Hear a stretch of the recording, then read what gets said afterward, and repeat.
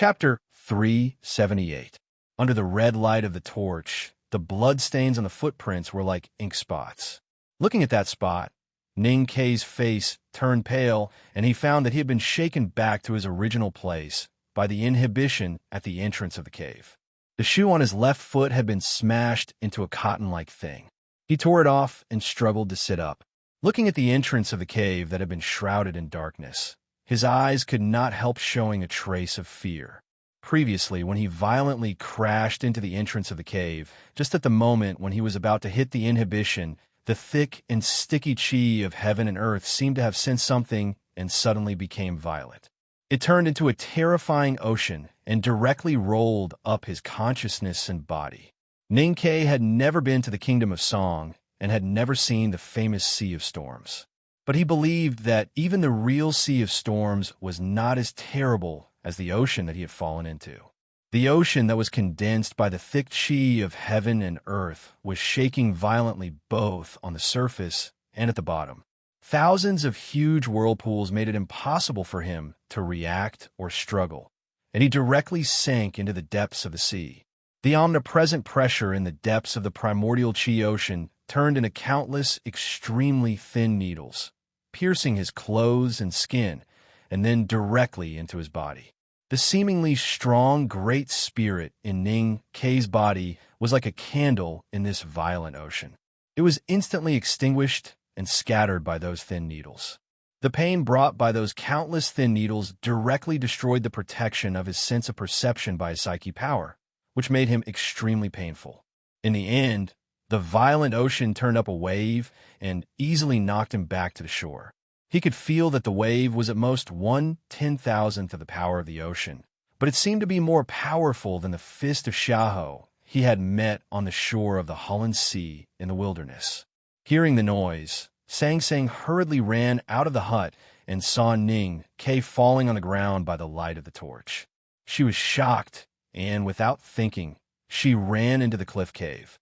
Ning Kei forcibly swallowed the blood that rushed to his throat and shouted, "Don't come in."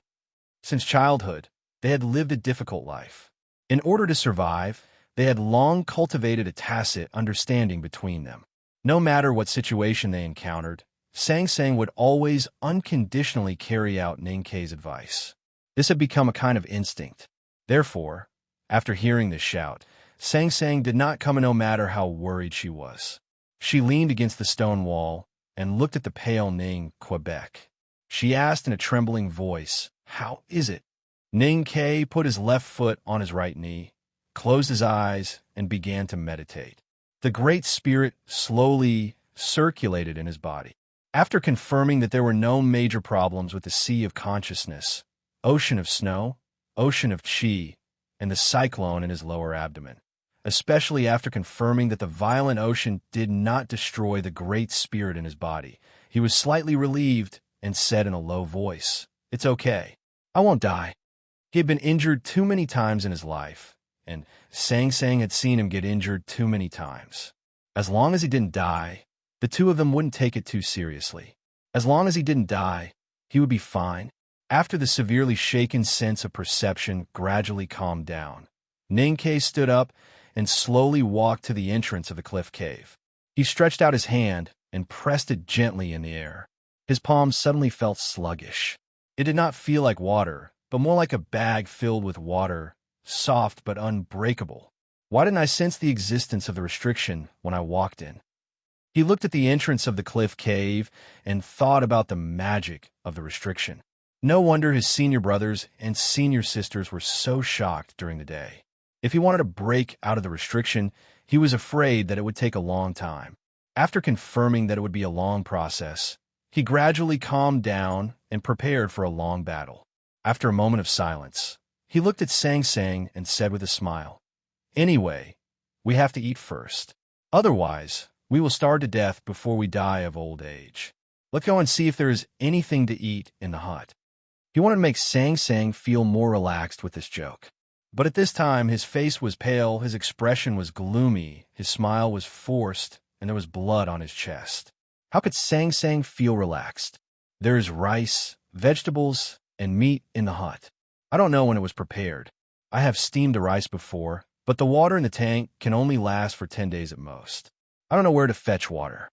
Sang Sang reported the current situation to him, and then walked back to the hut to prepare dinner. The cliff was silent, the stars were shining in the night sky, and the clouds were faintly visible under the cliff. It seemed that this place was no longer in the human world, and it was lonely and desolate. Ninkei leaned against the stone wall at the entrance of the cave and looked at the night view in front of the cliff. He was a little depressed. Although he knew that the headmaster must have a reason to imprison him here, he still felt a little resentful and unwilling. He thought that he had done nothing wrong. Why was he imprisoned in this damn place like the Repent Cliff? He heard the sound of water on the right front. He looked over and saw Sang Sang squatting on the edge of the cliff, washing vegetables. The little girl probably had no concept of the cliff scenery or the concept of human insignificance. After washing vegetables, she naturally poured the water, mixed with sand in the basin, directly down the cliff. Perhaps only Sang Sang could ignore such a steep and terrifying precipice and focus on washing vegetables on the edge of the cliff. He wondered if the white clouds at the bottom of the cliff would feel the same when they were drenched by a basin of vegetable washing water as when they were drenched by a clear waterfall. Ning Kei quietly looked at Song Song's figure and thought that he was lucky that he would not hear any Bulsh Asterisk Tea Mountain songs, and he did not need to worry that she would splash him like the vegetable washing water. The food was ready.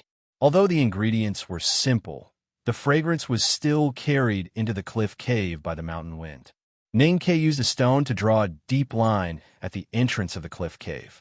While Sang Sang was cooking, he slowly felt it with his palm many times and finally determined the scope of triggering the inhibition.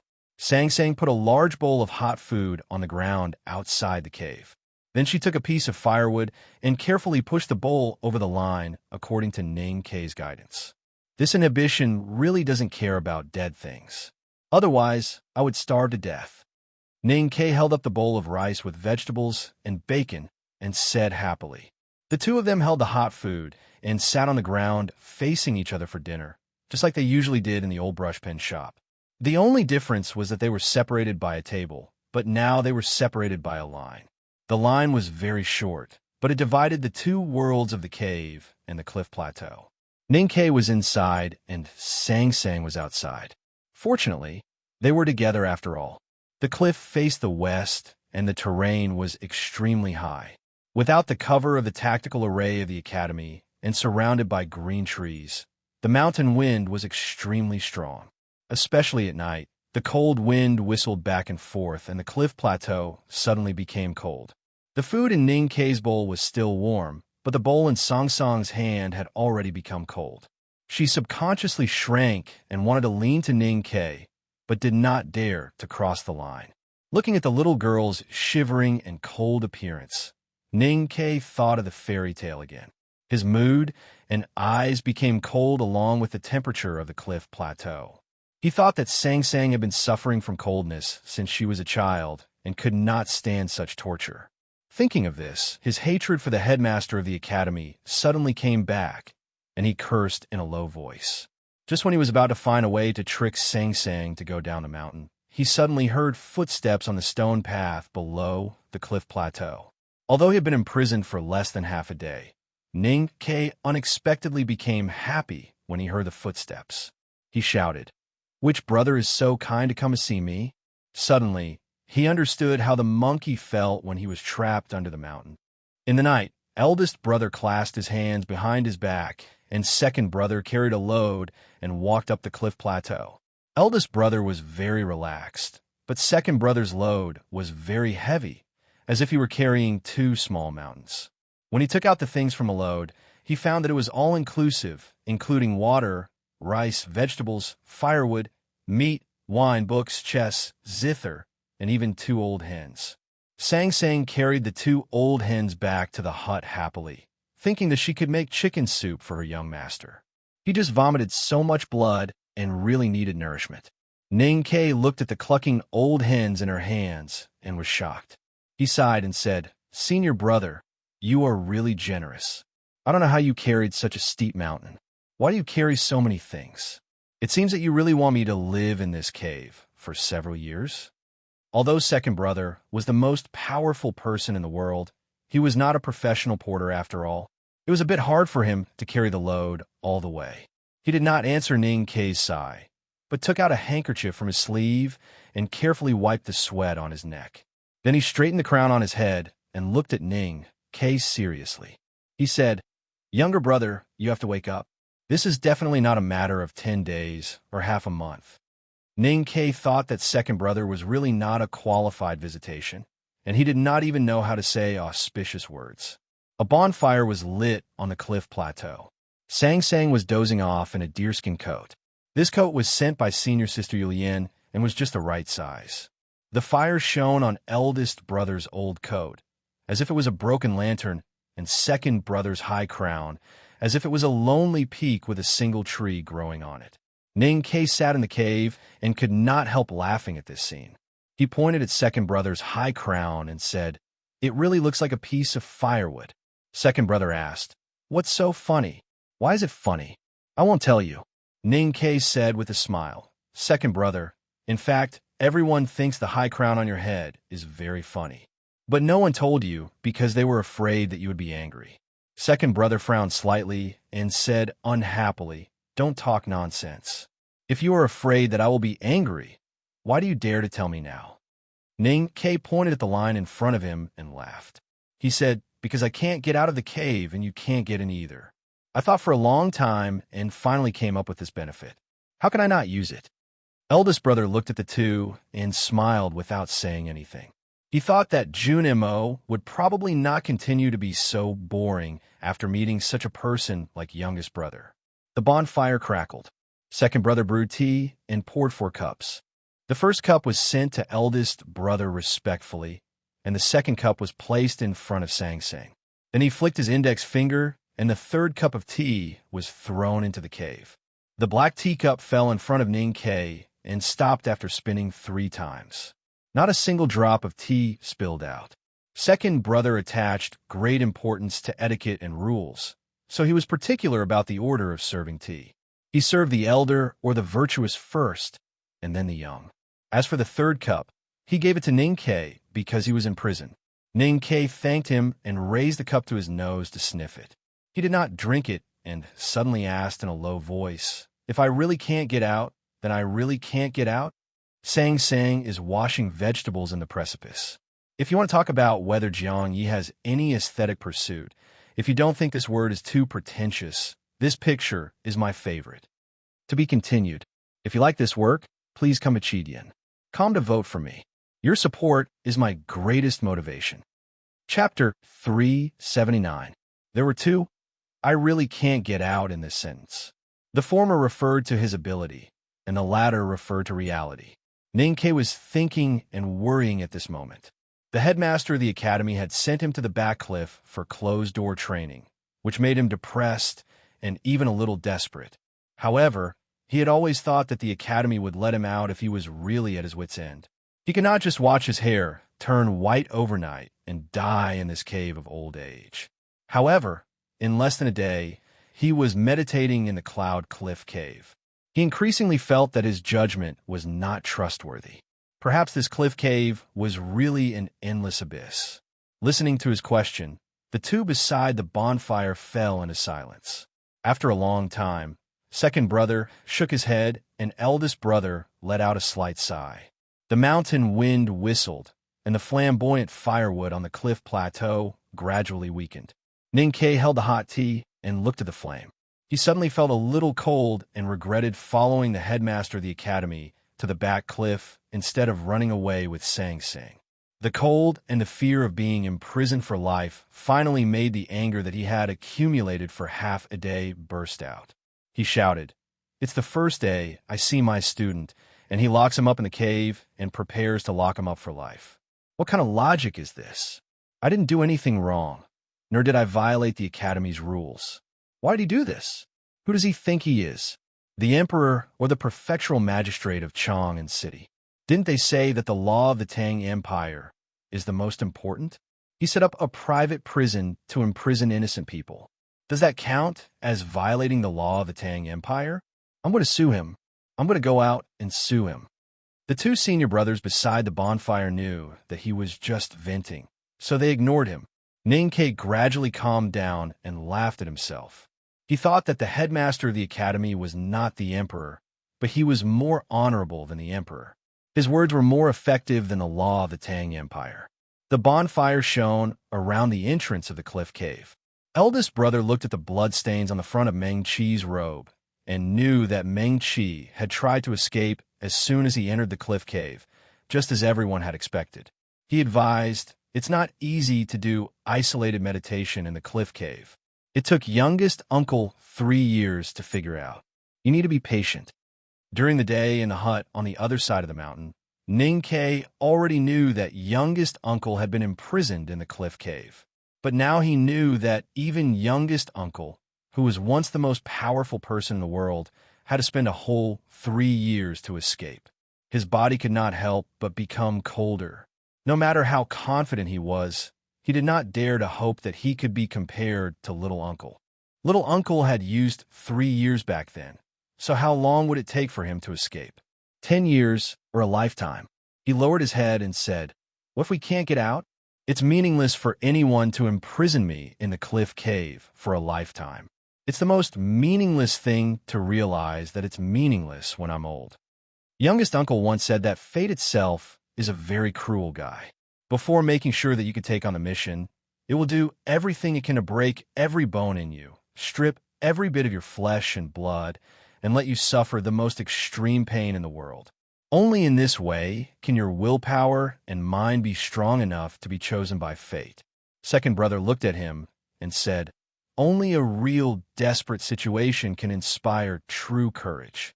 So this cliff cave must be a place of death for you. Only in this way can you understand that thing and really deceive heaven and earth. When youngest brother and Long Qing climbed the mountain, I saw your mind and will.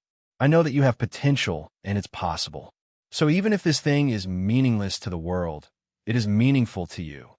Ninkei raised his head and looked at his senior brother by the bonfire. He thought of the words deceive heaven and earth, and then thought of how youngest uncle was also imprisoned in the cliff cave for 3 years. Finally, he confirmed his guess. The reason why the headmaster of academy asked him to seclude himself was indeed related to joining the devil. But why did youngest uncle practice Howren sword and join the devil? Why did the headmaster of academy lock him in the cave? Ninkei suddenly wanted to know what happened at that time, because he seemed to be on the same path as youngest uncle. So he needed to learn and think about it. Eldest brother looked at Sang Sang, who was sleeping by the bonfire.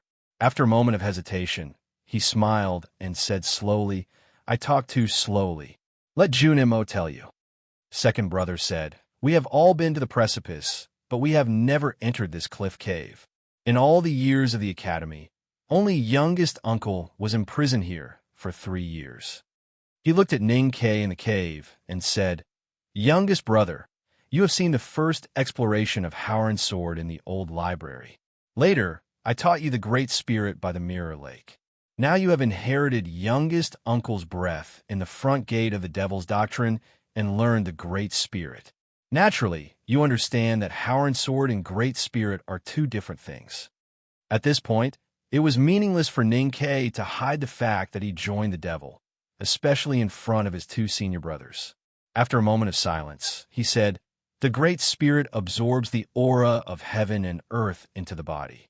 According to the doctrine of Hao-Ian Taoism, learning the Great Spirit is equal to joining the devil." Obviously, the two people by the bonfire had known about this for a long time. They did not show any surprise on their faces. Second brother recalled the past and praised. Howren sword is a swordsmanship created by the predecessors of the academy. When it is cultivated to the highest level, the flying sword can pierce through the clouds in the ninth heaven. It is not weaker than Liu Bai's day swordsmanship. Youngest uncle was so talented that he easily cultivated the Howren sword to such an extreme state. However, he was not complacent at all. He also comprehended the Great Spirit with the Howren sword style. Youngest uncle was only 16 years old at that time. Ninkei had long been used to the geniuses in the back of the mountain of the academy. Moreover, youngest uncle was second brother's idol. He had also felt the supreme power of the sword style left by youngest uncle in the wilderness. Therefore, he was not too shocked when he heard that youngest uncle was in the same state as Liu Bai, the strongest man in the world, at the age of 16. However, he still could not help but feel a little dizzy when he thought that the Great Spirit was created by youngest uncle. Now you and I both know that youngest uncle's Great Spirit is essentially in conflict with the philosophy of Haotian Taoism. In other words, is the cultivation method of the devil's doctrine. Therefore, when the headmaster found out about this, he directly locked youngest uncle in this cliff cave. It is said that the headmaster also said the same words to youngest uncle at that time. Ning Ke asked, "Which words?" "You can come out when you've figured it out." Ning Ke was speechless. Second brother continued, "It took youngest uncle a whole 3 years to understand some things. He walked out of the cliff cave, rode a little black donkey out of the academy, and entered Chang'an City. From then on, he entered the human realm. After that, he killed all the powerhouses in the world with a cyan steel sword in his hand. He even went to the wilderness to destroy the devil's doctrine. In these countless battles, youngest uncle's Haoran sword was unparalleled, but Haotian Taoism and the Buddhism sect did not suspect anything."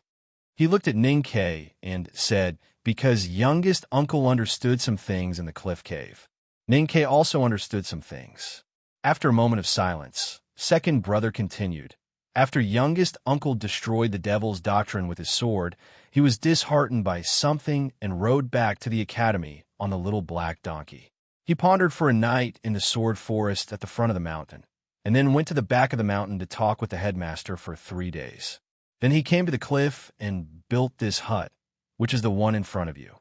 After youngest uncle destroyed the devil's doctrine, he was recognized as the strongest person in the world. Many unworldly sublime beings wanted to challenge him. At that time, there were only the headmaster, youngest uncle, me, and the scholar in the back of the mountain of the academy. Without the big tactical array in the cloud abyss, anyone could challenge him. It was more troublesome than what you encountered in Chang'an City a few days ago. Eldest brother thought of the sword Qi and Buddha's light between the precipices at the back of the cliff and smiled slightly. Youngest uncle did not feel bored. He meditated and pondered in the hut by the cliff. When he was depressed, a real powerhouse would come to him to test his sword, so he killed him with a sword. Now that I think about it, Jishou Abbey and Xiankong Temple have been silent these years. I'm afraid that too many people died in youngest uncle's hands." Second brother looked back at the precipice not far away and thought of the battles that had taken place here in the past. He thought of the experts at the peak of the 5 realms from the unknown place who had fallen under youngest uncle's sword one after another. They suffered heavy casualties and fell off the cliff, and no one remembered their names. He felt proud and regretful. Back then, those people who came to these cliffs and precipices knew that the youngest uncle was invincible, but they still came one after another. They were all cultivators who were truly worthy of respect. That kind of pride that cultivators should have was innately not something that the mediocre and fearful of death in the cultivation world today could compare to. Second brother was also very proud. He had always wanted to follow in youngest uncle's footsteps. He also wanted to recreate the scene where people on the cliff burned their lives into fireworks for dignity and pride. It was a pity that those people were all dead. How many people in the world were worthy of respect and were worthy of fighting? Those unworldly sublime beings either died or escaped with injuries. No one dared to challenge the academy again. The cliff returned to peace. Then one day, youngest uncle suddenly left the hut and never came back. Second brother finished telling the story of that year. Ning Ke was silent for a long time. He heard from Yi Hong Yu in the wilderness that youngest uncle was finally killed by heaven's punishment. It was probably because of this that the headmaster of the academy went to West Hill to cut down a mountain of peach blossoms. Haotian Taoism did not want to mention this again. The reputation of the world's most powerful person gradually disappeared. Why did youngest uncle receive heaven's punishment?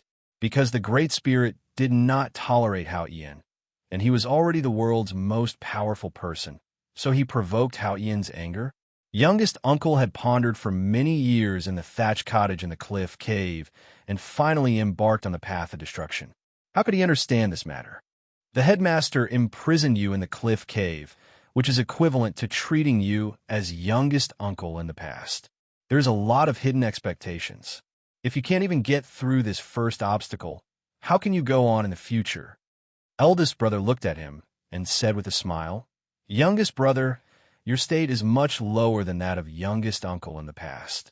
Naturally, there will not be a problem immediately. However, it does not prevent you from going out with a black umbrella in advance. Because your state is still low, it is easier to solve that problem than youngest uncle in the past.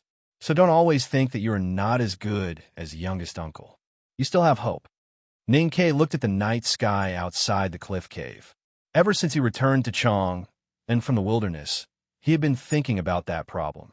How could he prevent the essence of the Great Spirit from being discovered by others? In the battle with Monk Wan Hai, he had already made some attempts. However, those methods were superficial and could not fundamentally solve the problem. If he wanted to solve the problem fundamentally, he had to learn to tell a big lie to deceive everyone in the world, even the world. This is the first chapter. I have written some parts of the second chapter.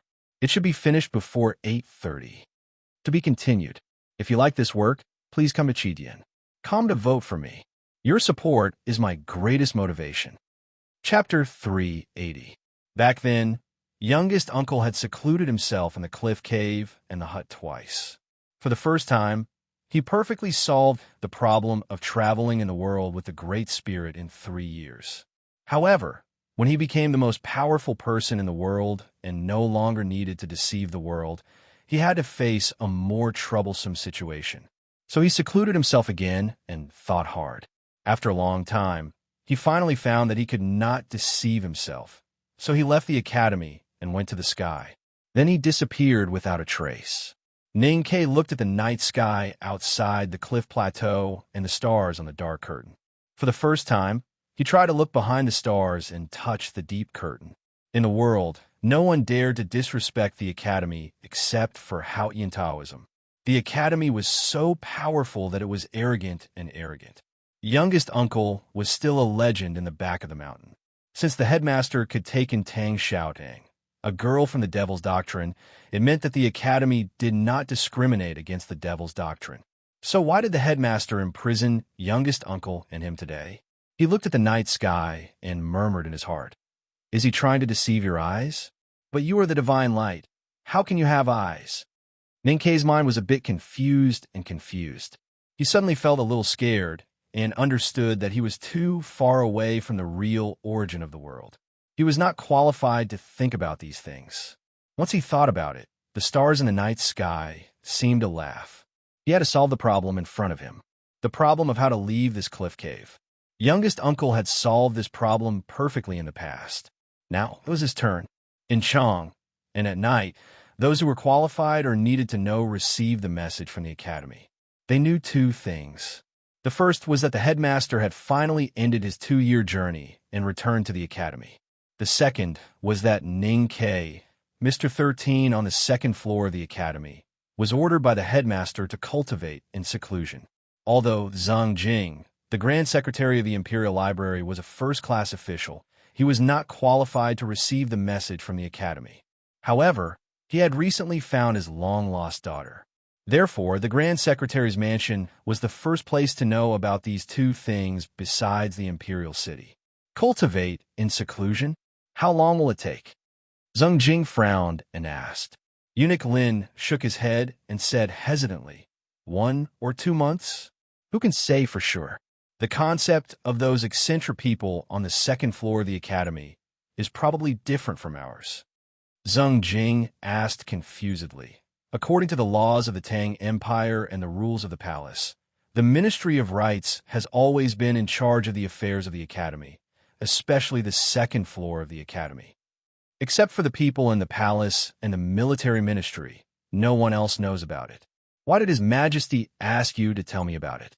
Eunuch Lin smiled bitterly and said, "Isn't it all because of the young lady who just returned from your state?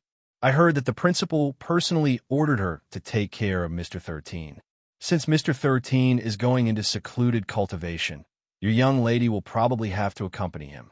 Don't ask me when she'll be back. I really don't know." Hearing this, Mrs. Zung panicked. Before the two senior brothers left the cliff cave, they said something to Ning Quebec. He knew that the headmaster and the academy wouldn't just leave him in the cave and let him fend for himself. Feeling a little relieved, he found a corner where the wind couldn't blow, spread his bedding, and fell into a deep sleep.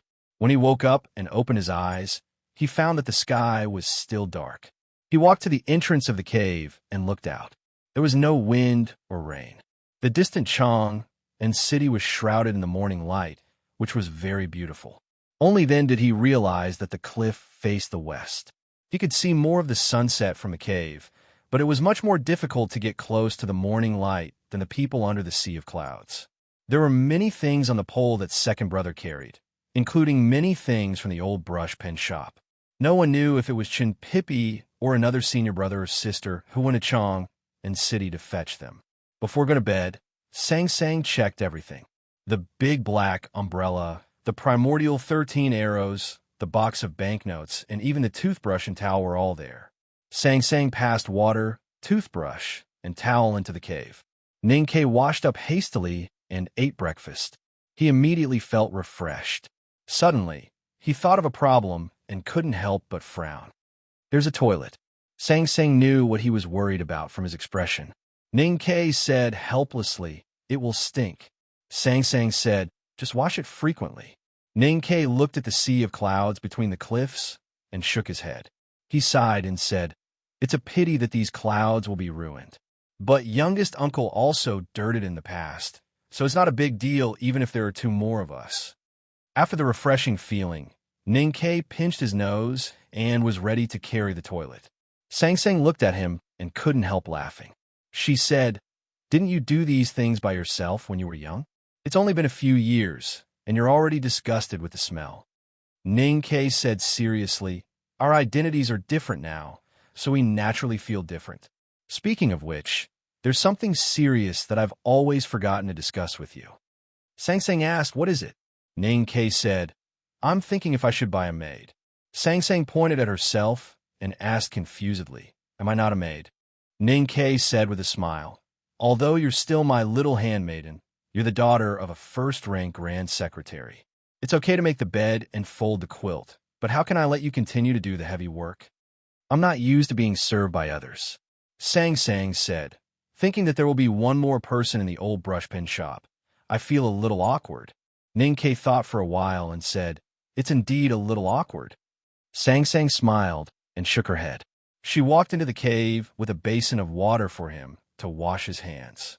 Then she walked to the corner to carry the toilet, walked back to the cliff, and poured it into the flowing clouds. After washing his hands, Ning Ke pulled down a dry towel hanging on the cave wall and wiped his hands. He looked at her and reminded her, "Put it far away. Although it's your own smell, it's still disgusting." Sang Sang agreed. Ning Ke suddenly froze while wiping his hands. He looked at her figure and felt a little dizzy. He suddenly came to his senses and shouted in shock, "How did you come in?" Sang Sang turned back in shock and found that she had walked into the cliff cave, and she had come in once when she carried the toilet.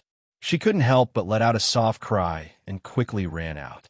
After a while, she held the cave wall and carefully looked inside. She asked, "Are you all right?" Ning Ke was a little confused and said, "I'm fine. The question is, are you all right?" Sang Sang looked down at herself and patted her chest to make sure that she was not hurt and did not vomit blood like Ning Quebec. She said, "I seem to be fine. Do you want to try again?" Ning Ke walked to the entrance of the cliff cave and stood in the line drawn yesterday. He stretched out his hand and pressed it in the air. He was a little disappointed to find that his palm still felt the stagnant touch. "I can't get out." He shook his head and understood what was going on. The inhibition at the entrance of the cliff cave was specially set by the headmaster to imprison youngest uncle. It was aimed at the great spirit in youngest uncle's body. The simple aura that the headmaster attached to the entrance of the cliff cave would suddenly activate once it sensed the existence of the great spirit. The stronger the great spirit was, the more powerful the inhibition would be. He and youngest uncle both had the Great Spirit in their bodies. If they wanted to get out of the cliff cave, they had to cultivate the Great Spirit to be strong enough to defeat the aura left by the headmaster and destroy the sea of chi of heaven and earth at the entrance of the cliff cave. Or they had to figure out how to integrate the Great Spirit in their bodies with the chi of heaven and earth in nature so that they could be in harmony. Only then could they not disturb the sea of chi at the entrance of the cliff cave. There was one last way, and that was to destroy the Great Spirit in their bodies. Ninkei looked at the entrance of the cliff cave and felt a lot of emotions. The inhibition set by the headmaster was very simple. In essence, it was the aura that he left here. However, it set endless problems for the person who broke the inhibition. There were many difficult questions in the world. The difficulty lay in finding the only answer under countless complicated clues. The question left by the headmaster was very difficult, but it had a few answers. It was very difficult to choose. If one did not have the confidence to cultivate the Great Spirit to the extent of defeating the headmaster, would he be willing to destroy the powerful and precious Great Spirit in his body? Time would pass in the hesitation and struggle of the person who solved the question. As time went by day, it would become more and more difficult to make a choice.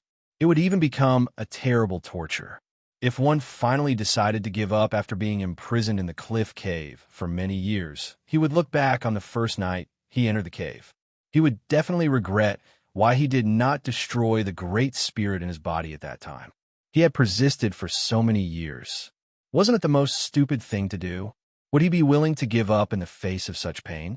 It was obvious that youngest uncle did not choose the last method, because when he left the academy and entered the human realm, he still had the Great Spirit. Moreover, a peerless figure like youngest uncle would definitely understand the true intention of the headmaster's question earlier than Ning Quebec.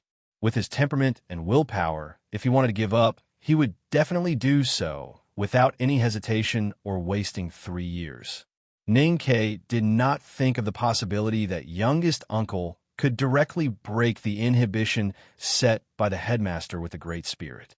There was no reason to support his judgment. He just felt that this scene was not beautiful. Youngest uncle should have chosen the second method. 3 months. Ninkei looked at Sang Sang, who still did not dare to walk back into the cliff cave, and repeated, 3 months. I'm not as strong as youngest uncle. I need 3 months to think about whether to use the last method or not. If I can't bear to destroy my Great Spirit, you know what to do. Sang Sang asked nervously, You want to use that method? I have never used it. Ninkei said, I need your help. After a moment of silence, Sang Sang said, Are you sure? Ninkei said, I am sure. A cyan dress appeared between the cliffs. It was blown by the mountain wind, and a petite figure could be vaguely seen. Today, the first person to visit Ninkei was third sister, Yulian. Yulian walked to the cliff platform and sat down in front of the line at the entrance of the cave. She took out an old book from her sleeve and handed it to Ning Quebec. She looked at him and said softly, If you want to solve the problem, there is only one way. The cover of the old book was written with the words, Origin of the Aura of Heaven and Earth. Ninkei took a look at the old book in his hand and asked seriously, Which method? Yulian tucked her hair behind her ears and said, To learn. This is the second chapter. The third chapter will be very late. Try to finish it before 11 o'clock. To be continued. If you like this work, please come to Chidian. Come to vote for me. Your support is my greatest motivation. Chapter 381. Yulian was the first person Ning Kei knew from the back mountain of the academy. However, she was a female professor at that time, while he was just an ordinary student who went to the old library every day. In those memorable days, Ning Kei and she sat by the east and west windows respectively. One of them was writing regular script, while the other held a book and meditated. They seldom talked and occasionally nodded to each other. Later in the sword forest, they talked a few words. Later, before Ning Kei left the academy for the wilderness, she gave him something. Apart from that, there was no more communication. After all, they had a period of time in the old library from the time when flowers bloomed to the time when cicadas sang. So they should be able to get along peacefully. However, Ninkei really did not know how to face this third sister. Among the disciples of the back mountain of the academy, Yulian was a very special one. She was ranked only after eldest brother and second brother. However, her state of cultivation was ordinary. She was gentle and quiet, but did not like to communicate with others. It seemed that she was not interested in anything in the world and rarely appeared in front of people. When people saw her, it seemed that she was always writing hairpin-style, small regular script. She was writing regular script in the old library, when there was a gathering, and when the headmaster of the academy opened the gate of the back mountain of the academy to imprison Ninkei, she was still writing regular script in the drafty thatch cottage. When Ninkei and Prince Longqing climbed the mountain, everyone gathered at the peak and talked about it. At that moment, she stood alone in the flowers by the cliff, smiling and saying nothing. For Ninkei, the biggest difficulty in getting along with third sister was that he did not know what attitude he should use to get along with her. He could not tell how old she was. She was quiet, elegant, and even a little cold. She wore a loose academy uniform and had a calm expression on her face, which gave her a very calm temperament. Her delicate and somewhat childish face and small body made people mistake her for a young girl when they saw her. "Senior sister, what book is this?" "This is a forbidden book." Hearing Yu Lian's gentle voice, Ninkei raised his head in surprise. This book on the origin of the aura of heaven and earth was written by a grand cultivator hundreds of years ago. It once caused a great stir in the cultivation world. Because it went against the teachings of Hao Yan, it was listed as a forbidden book by the West Hill Divine Palace and was forbidden to appear in the world. The last time this book appeared was in a large family in the Kingdom of Song. That family was exterminated because they secretly kept this book. Ninkei's hand, which was holding the old book, slightly stiffened. He did not expect this book to have such an amazing origin. He could not understand it and asked, "Then why does the Academy have this book?" Yulian smiled and said, "Of course, the Academy can't lack books." Ninkei thought of the huge cave next to the scholar's hut and shrugged his shoulders. "Senior sister, what if I can't understand this book?" Yulian said, "According to the headmaster's order, I'll come to the cliff cave every 10 days. Study this book well during these 10 days. Write down any questions you have and ask me later." Only then did Ninkei realize that it was the headmaster's arrangement. Yulian did not say anything else. She only told him to study hard and went down the mountain. For the rest of the day, Ninkei had been reading and studying except for eating. The more he read, the more he understood why the West Hill Divine Palace had listed this book as a banned book. Because the beginning of the book, Origin of Aura of Heaven and Earth, clearly stated the details and the final argument. Since the beginning of the world, all things were born, and the sun was born in the sky, giving all things a shape, state, and essence. All things died and were renewed, and the essence in the body was scattered between heaven and earth. It was the aura of heaven and earth that cultivators could perceive today, which was the so-called chi of heaven and earth. Ninkei did not study the origin of this world, but he felt that this argument was quite novel and interesting. Perhaps it was because this argument was too novel that it was strictly banned by the West Hill Divine Palace. Because this argument believed that the aura of heaven and earth came from all things themselves and was not given by Hao Yan, as mentioned in the doctrine of Hao Yan. If people really believed this argument, how could Hao Yan Taoism maintain the cultivator's reverence for Hao Yan? After entering the academy, Ninkei had read many classics on cultivation in the old library. The first one he read was about the chi of heaven and earth. However, the origin of chi of heaven and earth in his hand was much more profound and obscure. Therefore, even though he was very interested, he still read very slowly. From sunrise to sunset, he had been sitting at the entrance of the cave, reading this forbidden book in silence. His mind was immersed in the wisdom of the predecessors, and he had a new understanding of the composition of this world, especially the production, quantity, and operation of the aura of heaven and earth. He did not know how this book could help him solve the problem left by the headmaster of the academy, and how to complete his seclusion. But since the headmaster of the academy had asked him to read this book, he would continue reading it. Because he believed that the headmaster of the academy did not trap him in the cliff cave just to make him a professor of the academy. Ning-Kei was reading in the cliff cave, and Sang-Sang was watching him reading outside the cliff cave. After a long time, he was still interested. Every time he understood a profound explanation, his face would show a happy expression. Sang-Sang, on the other hand, was bored. Fortunately, she had been used to boredom over the years, so she washed her hair. The night gradually shrouded Chang and city, the wilderness, the drifting clouds, and the cliff. After Sang-Sang finished cooking, Ning-Kei ate a few mouthfuls and began to read again. Sang-Sang saw the flickering light of the torch. She thought for a while and walked into the hut. After searching for a long time, she found an oil lamp and passed it into the cave. Under the dim light of the oil lamp, Ning-Kei held the book and continued to read it attentively. The experience of his previous life made him somewhat resistant to learning knowledge. However, it was also the experience of his previous life that told him that if he wanted to learn the knowledge in the book as soon as possible and be able to use it, he had to maintain absolute concentration.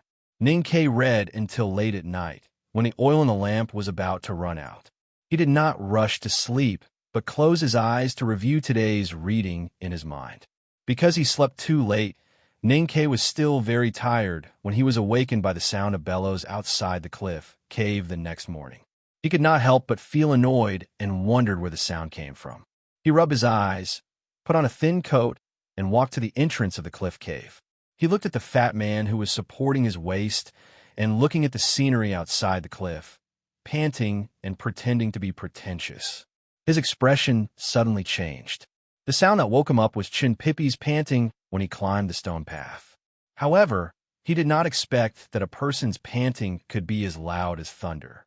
"Do you have to be so tired?" he said helplessly. Hearing his voice, Chin-Pippy did not turn around. He held his round waist and looked at the precipice in front of him, the drifting clouds between the cliffs, and Chang, and city in the distance under the morning light.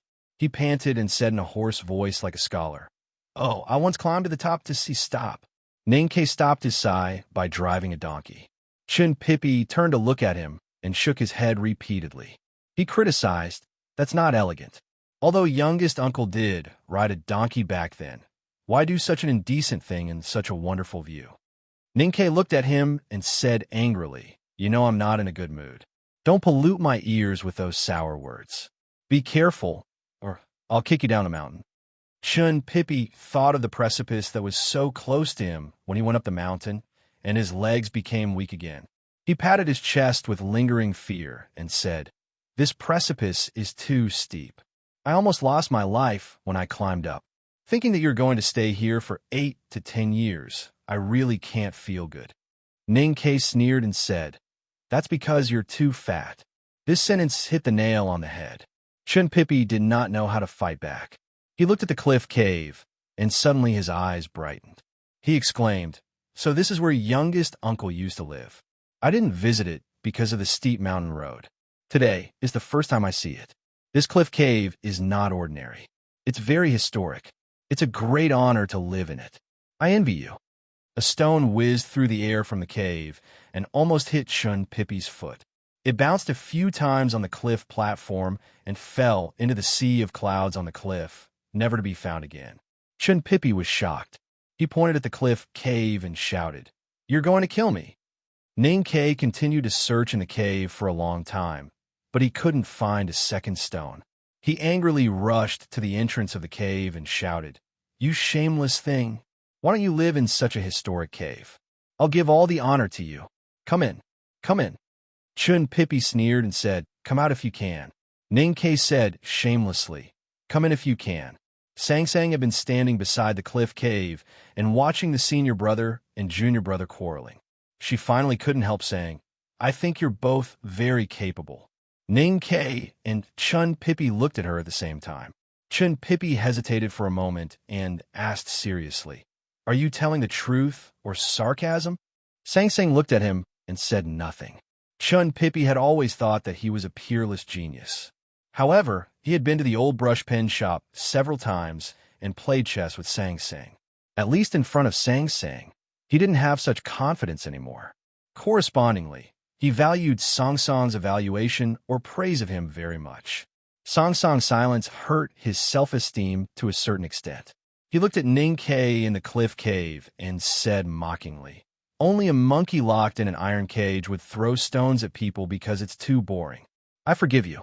Ning Kei said, "Whatever you say. Hit me if you can." Chun Pippi took something out of his arms and threw it directly into the cave. It happened so suddenly that Ning Kei was almost hit in the face. Fortunately, his body reacted quickly. He turned sideways and reached out his right hand to catch the thing. It was a wrinkled book. There was no name on the cover, but there were many sweat stains. Ning Kei thought that the sweat stains might be from the fat man and felt a little disgusted. "What book is this?" He resisted the nausea and looked at Chun Pippi outside the cave. Chun Pippi said, "No name." "Then what does this book talk about?" "The no-boundary spirit of the academy." Ning Kei didn't understand and asked, "What's that?" Chun Pippi thought that he was teasing him again and said angrily, "This book talks about the no-boundary spirit of the academy. If you don't understand it, I'll tell the teacher. I'm tired, but there's still the 4th chapter. But it might not be finished until 5 or 6 o'clock in the morning. Let's read it tomorrow." Good. To be continued. If you like this work, please come Chidian. Come to vote for me. Your support is my biggest motivation. Chapter 382. The No-Boundary Spirit of the Academy. Ning Kei looked at the wrinkled book in his hand and naturally thought of the opening day of the 2nd floor of the academy last spring. He turned around and saw the words, "A gentleman is not a tool," on the stone when he climbed down the mountain with difficulty. He could not help frowning and thinking for a long time. A few days ago, he learned from second brother that Prince Long Qing saw the words, "A gentleman is not a tool," which was actually a comment made by the headmaster of the academy. So the words, "A gentleman is not a tool," were undoubtedly left by the headmaster of the academy for him, or a warning to his life. What did the words, "A gentleman is not a tool," on the stone mean? What is the connection between this old book and the word "not a tool"? Did the headmaster of the academy foresee that he needed to learn the no-boundary spirit of the academy in advance? Ning Kei looked out of the cave and asked, "If there is a problem in the book, how can I solve it?" Chun Pippi said, "I will go up the mountain every 10 days. If there is anything you don't understand," Ning Kei just realized that this was the curriculum arrangement of the headmaster of the academy for him, just like third sister Yulian. He shook his head and said, "You are not third sister, so don't be too optimistic. You have to come up the mountain every day, or Sang Sang, and I'll be bored to death." Chun Pippi said sarcastically, "You want me to come up the mountain with you? Are you begging me? You were so fierce to me before. What can you do to me if I go down the mountain now?" Ning Kei replied, "Then get out of the mountain quickly." Chun Pippi was really obedient. He turned around and was ready to go down the cliff platform. Suddenly, he stopped and turned to look at Ning Kei in the cave. He was silent for a long time. Ning Kei looked at him with a slightly strange expression. Chun Pippi suddenly said, "I heard that the headmaster prepared 3 books for you to read. If you can't come out after reading all 3 books, then you may not come out in this life." Ning Kei slightly frowned and asked, "What's the 3rd book?" Chun Pippi shook his head and said, "No one knows." After a moment of silence, Ning Kei suddenly laughed and said, "If one day it is confirmed that I can't get out, I will have to trouble you to find me a spoon." Chun Pippi was slightly surprised and asked, "What do you need a spoon for?" Ning Kei pointed to the depths of the dark cliff cave behind him and said, "Give me a spoon, and I can dig a long tunnel directly through the academy's cliff, mirror lake and mist, and return to the human world." Chun Pippi felt that there was something wrong with his brain and said sympathetically, "Don't put too much pressure on yourself." Ning Kei knew that he didn't understand what kind of spirit and attitude he was trying to express, but it was enough for him to understand. He lowered his head and began to read the book. Chun Pippi heaved a sigh and left the cliff plateau slowly and smoothly. The metaphysical was known as the Tao, and the metaphysical was known as the tool. Artifact, artifact. The great Tao was not a weapon. It was the Tao of heaven. It did not care about its specific form. A gentleman is not a tool, which means that people should not rigidly adhere to some fixed rules. The two words "not a tool" meant that they held a condescending, arrogant, and undisciplined attitude towards the rules. Note, there are some differences in the original meaning of the word. I chose this one because of the need of the story. Ninkei opened the old book with no words on the cover, and was soon attracted by the content of the book, and his eyes could no longer leave the paper. For the rest of the day and night, apart from eating and sleeping, he read and thought. When he got tired of reading one book, or when his mind got stuck in some kind of stagnation, he would switch to another book, and when he could no longer progress in reading this book, he would switch back to the original one. Time passed slowly in this cycle and adjustment. Sang Sing cooked and cleaned, chatted with him when he was tired, and when she had the courage to walk into the cliff cave again, she quietly sat beside him, holding a needle and thread to embroider the soles of shoes. No matter how the two books helped Ninkei solve his problems and get rid of his life as a prisoner, the knowledge and wisdom of the predecessors in the book were enough to make him feel that he had gained a lot. The book on the origin of the aura of heaven and earth made him come across this new world idea for the first time, and then in the following sections, he understood more new sayings. The so-called aura of heaven and earth was a kind of invisible particle that naturally existed in the wilderness and rivers, which was also called the chi of heaven and earth by cultivators. According to the book, all the chi of heaven and earth in the world originated from the sun and the sky, and only a small part came from the depths of the earth. These original auras began to show different characteristics as they soaked and washed over time, because of the different things attached to them, and because of the infection of the environment. For example, the chi of heaven and earth contained in the trees was completely different from the chi of heaven and earth in the stones. However, this difference was extremely subtle in the perception of ordinary cultivators, and it was difficult to be discovered. Ninkei thought of the feeling when he first saw the stone array tactics of the front gate of the Devil's Doctrine by the Daming Lake, and found that the saying in the book was somewhat different from what his master Yensei had said, but it did make some sense. After thinking for a moment, he took out several pieces of fu paper and cast them one by one. Looking at the fire and water mist in front of him, he used his psyche power to carefully perceive the difference between them, and then carefully recorded what he learned on the paper. In the afternoon, after eating, he put the bowl beside him casually and began to cast fu again to experience the subtle difference between the chi of heaven and earth. When he was free in the old brush pen shop, he would write fu for leisure. Although the power of fu was still weak, he had saved a lot of fu paper, which was more than enough for experiments. This time he cast a water fu. The yellowish fu paper disappeared in the air, and the chi of heaven and earth in the cliff cave slowly converged and condensed into a handful of water, and then fell to the ground, falling right into the bowl. The water rippled in the bowl for a few times, and then became calm. Ninkei looked at the gradually muddy water in the bowl, and thoughtfully opened the book that described the no-boundary spirit of the academy beside him, and began to compare it with some contents in the book. Then, he cast a water talisman and let the water fall on the ground. He stared at the water that gradually disappeared along the cracks of the stone, like countless transparent earthworms. The bowl was an utensil, the cracks of the stones were utensils, and even the vault of heaven and field was just a large utensil. When the water fell into the bowl, it was a semicircle.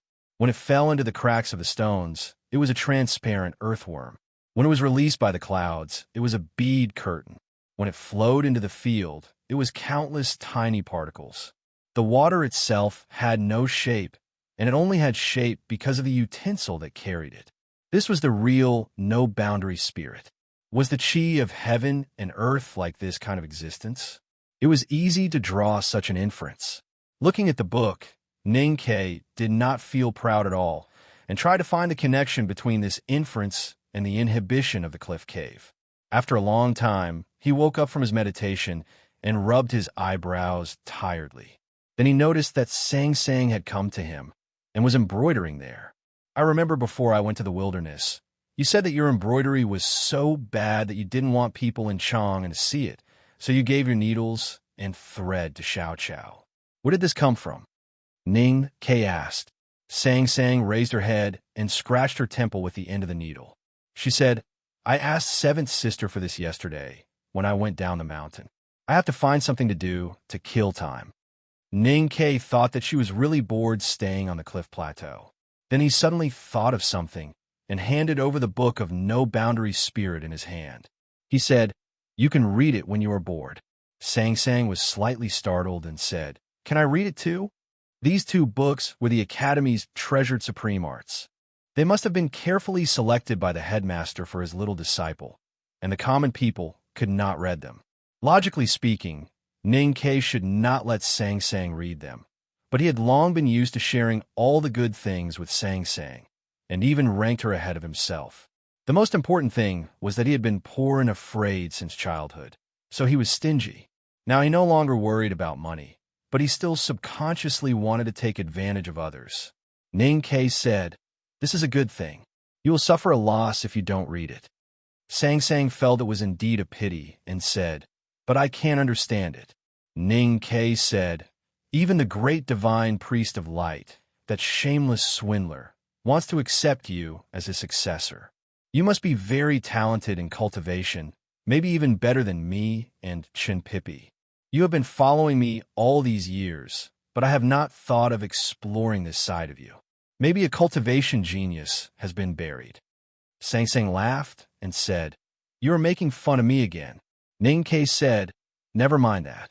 We will take advantage of you if you read it. Sang Sang thought it made sense. She took the book and began to read it carefully. Ning Ke continued to read the book. The more he read, the more he felt that it was reasonable for the West Hill Divine Palace to seal this book, because this book actually included the chi of heaven and earth absorbed by the Devil's Doctrine's cultivation method into the body, and it was the same as Hao Yian's divine light. Suddenly, his eyes suddenly brightened, because he saw a whole set of cultivation methods for cultivating chi at the back of the book. At the front gate of the Devil's Doctrine, Ning Ke had inherited the youngest uncle's mantle. He had used the residual sword style in the modeled sword mark left by youngest uncle to directly create a path in Ning Ke's snow mountain and ocean of chi. Then the Great Spirit poured into his body and drove the cyclone in his lower abdomen to start absorbing the chi of heaven and earth around. For Ning Ke now, once he used his psyche power to drive the cyclone to start absorbing the chi of heaven and earth, he could no longer control the process. He did not know how to make the process more efficient. If the cultivation method left in this book was real, wouldn't it mean that he could cultivate the Great Spirit much faster? Could he improve his state in the shortest time possible? Ning Ke's hands holding the book trembled slightly. The depression of being imprisoned in the cliff cave was replaced by the surprise and gratitude to the headmaster of the academy and third sister. The academy's cultivation classics should be shared, and such a great harvest and happiness should be shared. He turned around immediately and wanted to tell Sang Sang about it. However, he saw that Sang Sang had already fallen asleep. Looking at Sang Sang, who was holding the book and sleeping soundly without leaning against the wall of the cliff cave, Ning Ke could not help but laugh. He thought that this little girl was indeed not made for cultivation, or at least not for reading. After a while, Ning Ke calmed down and quietly read the cultivation method in the book from beginning to end.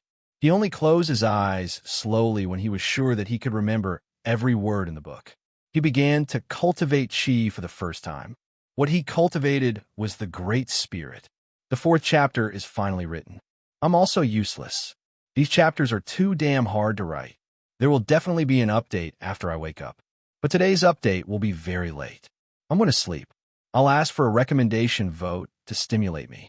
Thank you. To be continued. If you like this work, please come to vote for me.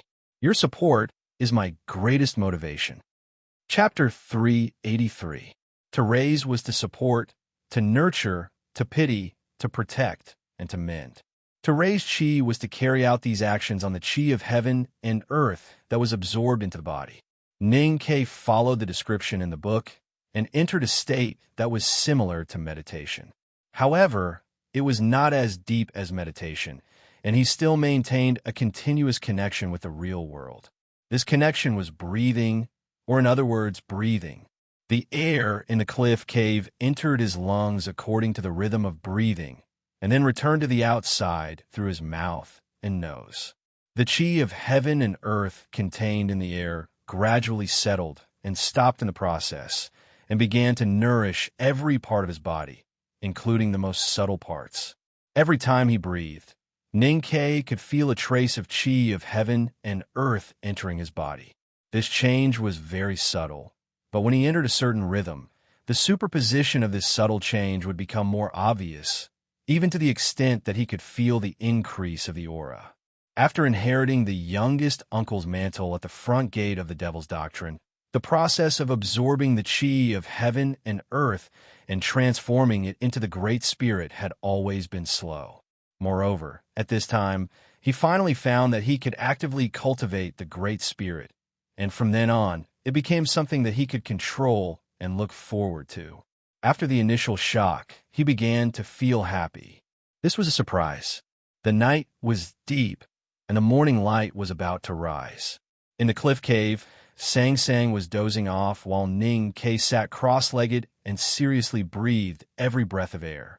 He felt the chi of heaven and earth flowing into his body, like a drunkard drinking cans of hard liquor. He was so happy and intoxicated that he did not know where he was and where he would go. The airflow in the cliff cave brought in the slightly cold mountain wind under the warm morning light. It blew on Sang Sang's body and woke her up from her sleep. She rubbed her eyes. She looked at Ning Kei beside her with a confused look on her face. With the influx of the chi of heaven and earth, the Great Spirit in Ning Kei's body was increasing at a slow but unstoppable speed. His body was also changing because of this. This change was deeply hidden under his skin, between his muscles, and in his blood. Except for himself, no one could see any trace of it with the naked eye. But Sang Sang still felt that Ning Kei was undergoing some kind of change, because she could feel that in the space around her, there seemed to be a very faint existence, even fainter than the wind, slowly approaching Ning Kei's body. The morning mist between the cliffs also seemed to feel some kind of call and floated into the cave, gently covering Ning Kei's body. After a long time, Ning Kei woke up. He silently looked at the azure sky outside the cliff cave, deep in thought. The chi of heaven and earth was everywhere between the cliffs and the clouds. There was also the chi of heaven and earth in the quiet trees and the swimming fish. Therefore, when it entered the human body, it was still the chi of heaven and earth. Thinking in this way, what was the essential difference between the Hao-Ian divine flame of Hao-Ian Taoism and the genuine chi in the body of the powerhouses of the Devil's Doctrine? The book on the origin of the aura of heaven and earth talked about this truth and tried to solve the doubts of cultivators in theory, tried to establish a unified system. This new system would fundamentally overthrow the doctrine of Hao-Ian Taoism. No wonder it was banned by the West Hill Divine Palace. The other book told Ning Kei that he did not need to care about the form of the chi of heaven and earth. Just like water in nature, whether it was between cliffs, in the clouds, in the mountain stream, in the calm lake, or in the rushing river, the essence would not change. It was still water. The ideas of the two books were similar to a certain extent. However, the book on the origin of the aura of heaven and earth finally gave up the discussion of metaphysics and went directly to the road of cultivating a certain characteristic of the chi of heaven and earth to the extreme, because the extreme would eventually return to the origin of things. The headmaster of the academy imprisoned Ning Kei in the cliff cave, which was equivalent to asking a difficult question and putting 3 answers in front of him in advance.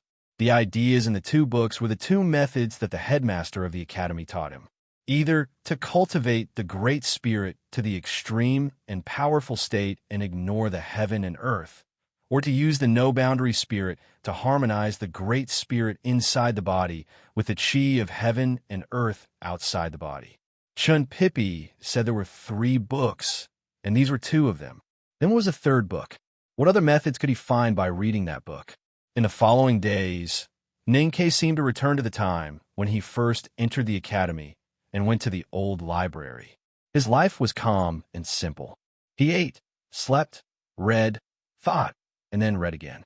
He had no distractions and was fully focused on reading. He put all the boring time and life in the cliff cave into reading. With the help of the 2 books, Ninkei had a deeper understanding of the Great Spirit. The Great Spirit in his body became purer and more vigorous. At the same time, he had a better understanding of the operating rules and the existence of the chi of heaven and earth. He even made significant progress in talisman Taoism. He vaguely sensed the key to solve the problem of the headmaster of academy and to break the inhibition to leave the cliff cave. But he still could not grasp the thread. He could not figure out how to mix the 2 completely different auras with light and dust, or even turn their actual existence into nothingness. 10 days passed quickly. Third sister Yulian came.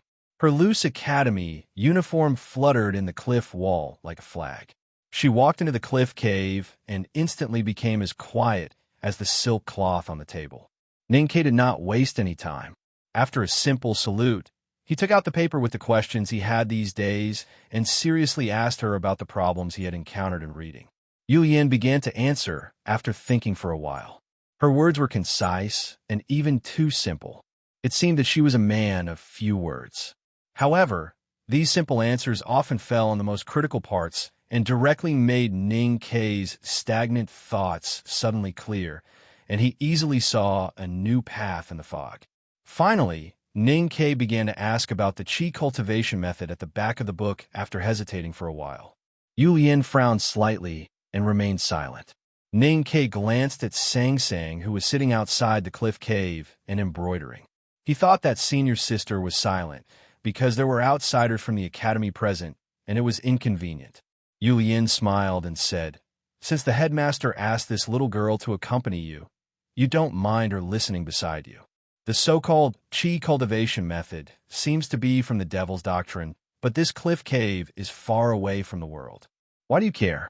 The next day, Chun Pippi climbed up the cliff platform panting. Ninkei naturally laughed at him and expressed his great displeasure that Chun Pippi did not come up to the cliff to visit him these days. Chun Pippi explained that the stone path was too slanted and the cliff was too steep, but Ninkei did not understand. He sighed helplessly and ignored this guy's annoyance. Then he began to practice the no-boundary spirit of the academy. The so-called no-boundary spirit means that there is no trace of it. Just like the snow mud, it is in the east and suddenly in the west. There is no way to know where the snow trembles.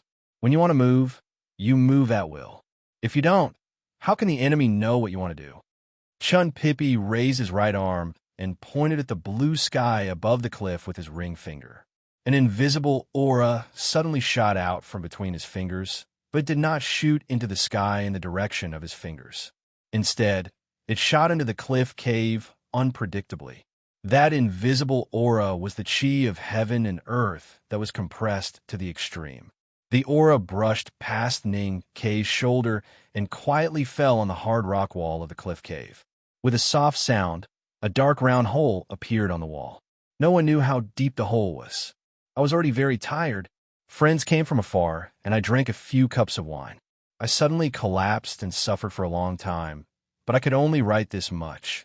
You all know that I have been working hard these days, and I have a good attitude. I will continue to work hard tomorrow. Although I wrote less today, I really need the recommendation votes. After all, it's Monday. Please support me. To be continued. If you like this work, please come Come to vote for me. Your support is my biggest motivation. Chapter 384. Ninkei did not react at all. It was not until the invisible chi of the finger brushed past his shoulder and shot a deep black hole on the cave wall that he came to his senses and felt a chill in his heart. He did not know that Chun Pippi's finger was the natural stream magical finger of Jisho Abbey. What shocked him was not the power of the finger, but the unpredictable changes when Chun Pippi pointed it. The finger was pointing at the clear sky, but why did it fall behind him? Was this the no-boundary spirit of the academy? Cultivators cultivate heaven and earth in themselves. We need to use the psyche power in our bodies to control the chi of heaven and earth. Our bodies are the firewood. Psyche power is the fire. Heaven and earth are the stove. Primordial chi is the ingredients such as vegetables, meat, and fish, and fighting skills are the way to match the ingredients. Apart from the above factors, the most important thing to make a delicious dish is the heat control when cooking. If you ask a chef how to control the heat, an ordinary chef will probably tell you when to use what kind of fire and how long to cook the food. However, a truly brilliant chef will not be so rigid. He will know what the food in the pot is just by using his palm to scoop quickly in the steam room. This is an experience that he has gained after countless trials. This kind of experience is difficult to explain in words. Sometimes, it can even make people feel that it is too mysterious. You can only feel and experience it on your own.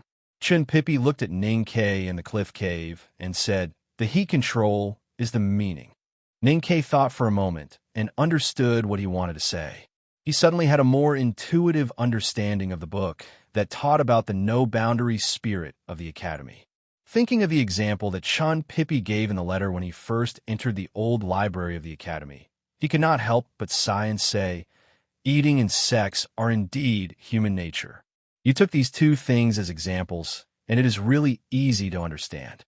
Third Sister and Chun Pippi were ordered by the headmaster of the academy to climb the cliff to teach, mainly to solve some problems that Ning Ke encountered in reading. The real understanding still depended on him. After Chun Pippi's explanation, Ning Ke decided to find time to digest it at night. There is no need to discuss too much at this time. He had been imprisoned in the cliff cave for 10 days and did not know what had happened in the world outside the academy. He asked, "Is Chang'an still peaceful recently?" Chun Pippi said, "When was Chang'an not peaceful?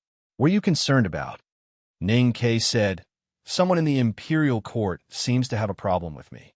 I know that before I returned to the capital, someone even wanted to bring Sang Sang to the military ministry for interrogation.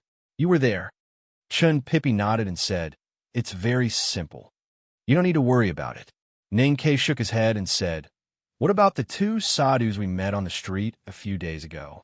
Even if Dao Shi came from the Xiankong temple, he wouldn't have the ability to easily find me in Chang, and where there are so many people. That encounter seems to have been set up." Chun Pippi frowned slightly and asked, "What are you suspecting?" "In Chang, and only the Imperial Center Administration and the military could locate me so easily." Ning Ke said, "I don't know which of them informed the Xiankong temple."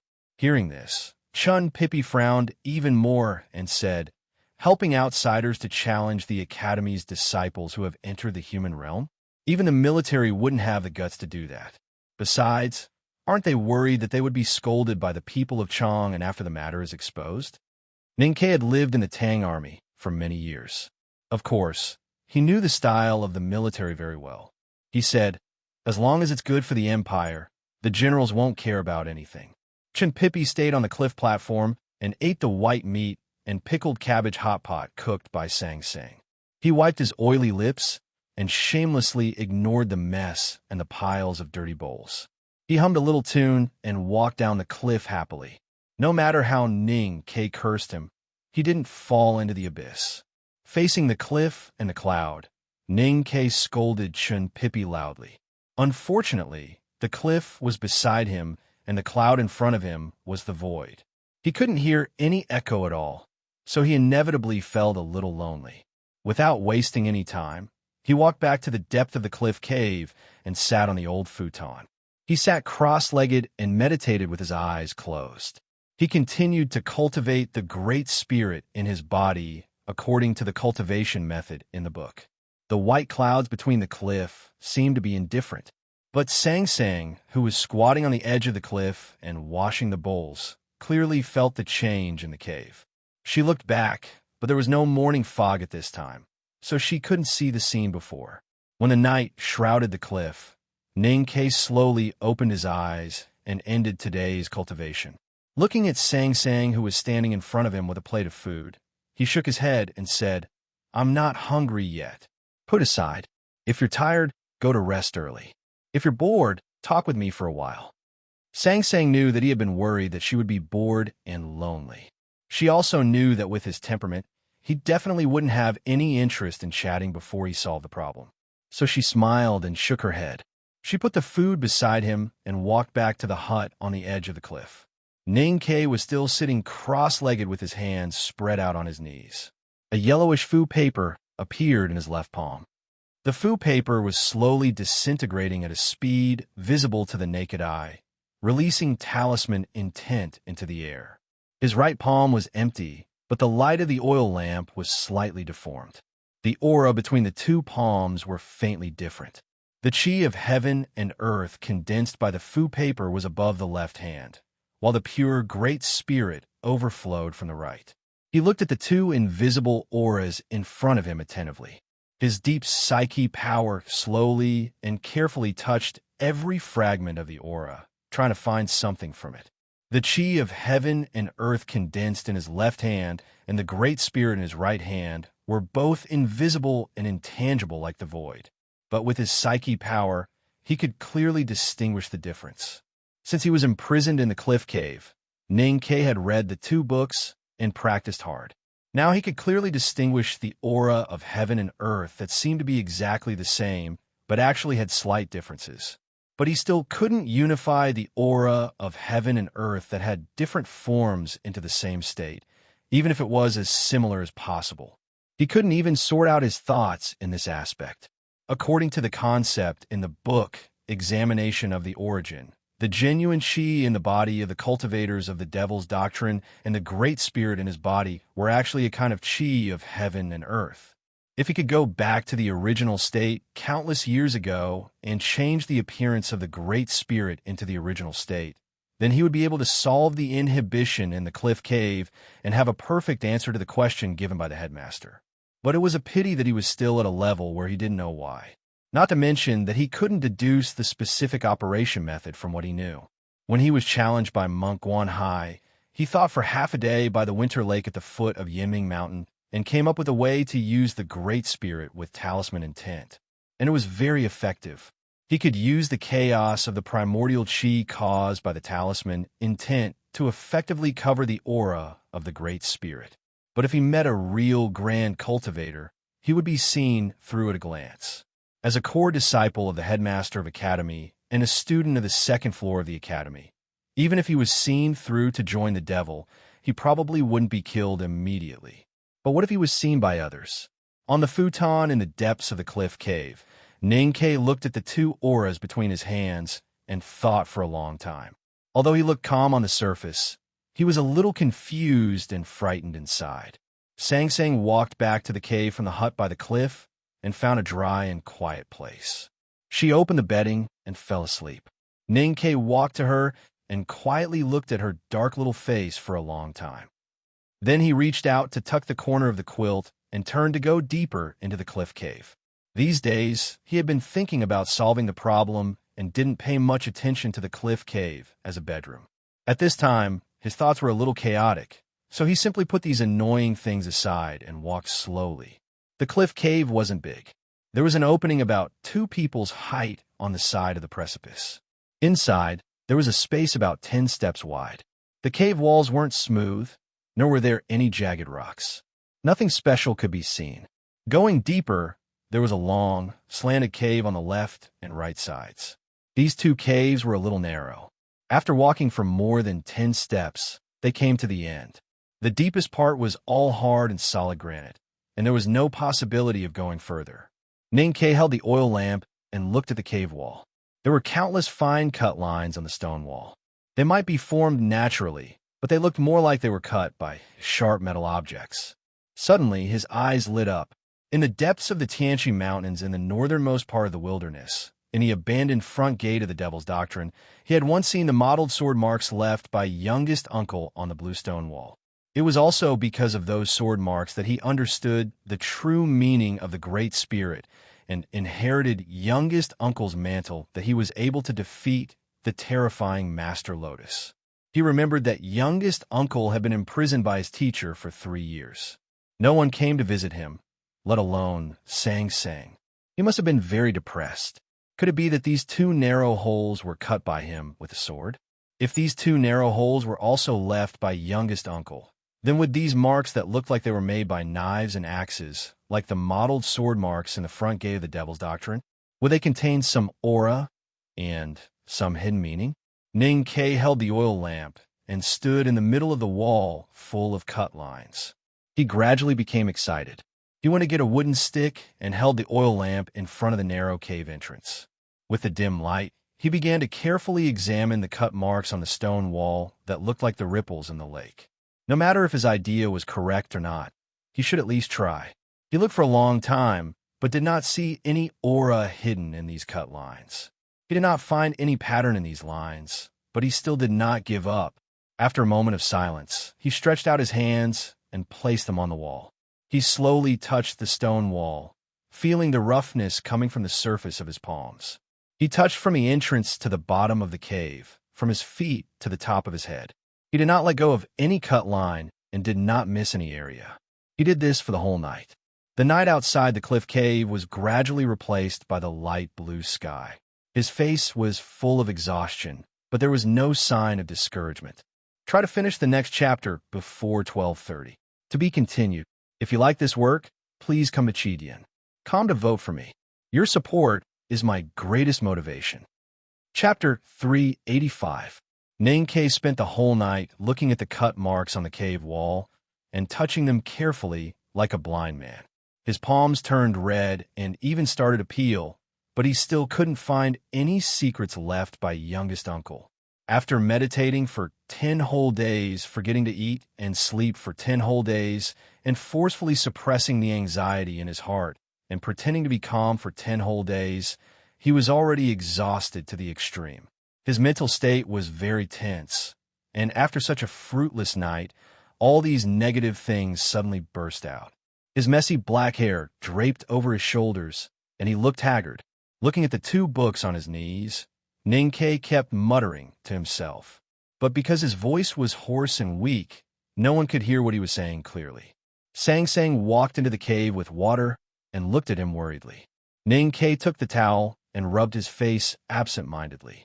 When the wet towel was used to wipe off the sticky and dried mud at the corner of his eyes, it tore a very thin cut, which made him frown in pain. The wet towel was cold.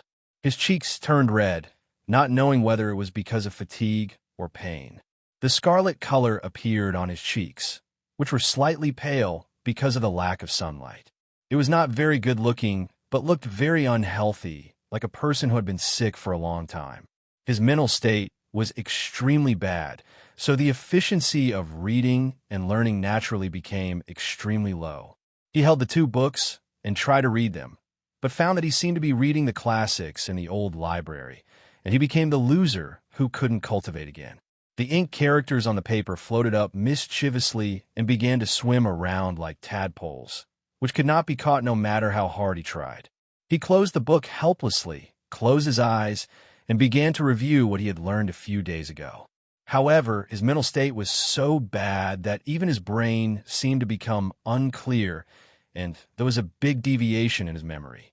When he thought about some problems in the book, he couldn't remember what Senior Sister Yulien said at that time, even though Senior Sister Yulien had already given the answer the day before yesterday. Depressed and annoyed, he naturally said what he thought. His hoarse and tired voice was so vague that he was completely murmuring to himself to vent his emotions.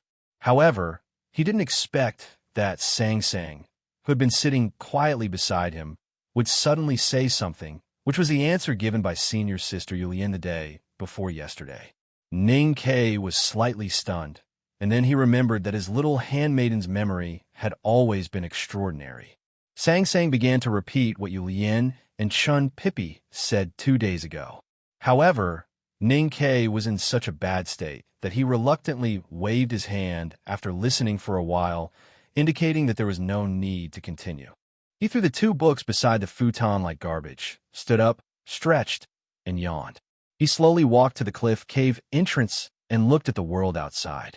The cliff behind the back mountain of the academy was extremely beautiful, even breathtakingly beautiful.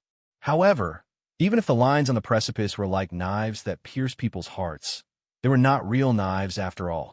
After looking at them for a long time, they would always be the same lines. The azure sky in front of the cliff was as if it would never change. It stayed there quietly and peacefully. The initial beauty had now gradually turned into the dull blue paint of the worst painter. The flowing clouds and deep fog at the waist of the cliff were also the same. Looking at the scenery outside the cliff cave, Ning Ke felt slightly cold. It had only been 10 days, and he had been busy with cultivation these days, so he didn't have much time to enjoy the scenery. Now he was already tired of it. If he was really imprisoned in the cliff cave for 10 months or even 10 years, how could he survive? Just when he began to feel empty, lonely, and cold, there suddenly came a lively sound on the stone path below the cliff plateau. The sound of clothes rustling and footsteps was more of a choral. With the addition of these voices, the scenery of the precipice, which seemed to be eternally unchanging, suddenly flowed and became lively for some reason. It had a completely different beauty from before. It turned out that emptiness and loneliness had nothing to do with the scenery, but only with people. It's too hard to climb. It's too terrible. 12th brother said we couldn't come up. I said we should call youngest brother at the waterfall and show our friendship. But you just had to climb up here. 9th brother Beigong Weiyong complained while panting. He angrily waved the antique flute in his hand, as if he wanted to drive all his companions down the cliff. The mountain wind drilled into the flute and then out, making a low whimper as if it was crying, but more like his panting at this time. 5th brother wiped the sweat from his forehead and took down the dripping wood chessboard on his back. He looked at him and said with a sneer, "But we finally climbed up." Beigong Weiyong carefully moved 2 steps to the edge of the cliff and looked down. Then he quickly stepped back several steps and patted his chest with lingering fear. He said, "I'm just worried that I can't go down later." Ning Ke was very touched that the 7 senior brothers came together to visit him. He stood at the cliff cave entrance and excitedly waited for them to show concern for him. Unexpectedly, after waiting for a long time, he found that they only cared about bickering. Finally, he couldn't help but remind them loudly, Hey, I'm here." The disciples of the back of the mountain of the academy were often crazy about their own things. In addition, the back of the mountain was too big, so they couldn't see each other every day. Sometimes they couldn't even see each other for dozens of days. But the friendship between fellow disciples would not be weakened because of this. Ning Ke was the latest to enter the sect and was the youngest younger brother. Naturally, he was loved and taken care of by his senior brothers. The senior brothers worried that the youngest brother was imprisoned in the cliff cave and lonely and complained too much. So they specially went to the headmaster of the academy and got permission to visit him. Then they came together. However, when they really saw the haggard and pale youngest brother in the cliff cave, they didn't know what to say. Because no matter from which angle they looked at it, these crazy people in the back of the mountain of the academy were really not good at comforting people. Everyone looked at Wang Qi because they all knew that he liked thinking, and the most important thing was that he was the 11th and the youngest among all the people who went up the mountain. So this difficult task was naturally given to him. Wang Qi was silent for a long time and silently organized the words in his heart. Finally, he thought of how to say it. He squeezed out a fake smile with difficulty and looked at Ning Ke seriously. He said, "Since the headmaster doesn't stop us from coming up the mountain to see you, then we will come to see you every day. In this way, even if you really can't come out for the rest of your life, it is not too troublesome. You can also take the opportunity to study in peace." Ning Ke's face suddenly darkened, and he said, 11th brother, I'm not a wildflower in the forest who only knows how to talk but only knows how to talk. Can you say something auspicious? 5th brother hurriedly came forward with the chessboard. He smiled and sat in front of the line at the entrance of the cliff cave. He threw the urn containing the black pieces to Ning Ke and said, "The only way to solve your worries is to play chess." Ning Ke held the urn and said helplessly, "My body can't cross the line. How can I play chess?" 5th brother thought it was reasonable and reached out to take the urn back. Then he said, "You tell me, and I will let 8th brother play for you." 8th brother lightly flicked the wide sleeves of his academy uniform and floated over like an immortal. Then he sat beside 5th brother and glanced at Ning Quebec. He said, "Youngest brother, although it is to relieve your boredom and amuse you, you have to be serious. Although I am playing for you, I still don't want to lose to him. Bagong Weiyang sneered and said, I heard that the headmaster gave youngest brother 3 books. Looking at his expression now, I am afraid that he has consumed a lot of energy. How can he have the energy to play chess with you? Ning Ke thought that this sentence was really appropriate and reliable. Bagong Weiyang turned to look at Ning Ke and said, Youngest brother, let Shimin and I play a song to help you calm down. Ning Ke was silent for a while and looked at fifth brother. He said, Senior brother, I will go first. The sound of zither and flute was elegant and distant. The chess pieces fell on the wooden chessboard and made a clear and moving sound. From time to time, fifth brother's angry rebuke and eighth brother's incessant support for Ning Ke could be heard. Countless sounds mixed together, and there was no beauty to speak of. It was noisy and indescribable.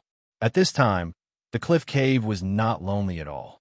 It was as lively as the vegetable market in the southern city of Chong, and in the morning.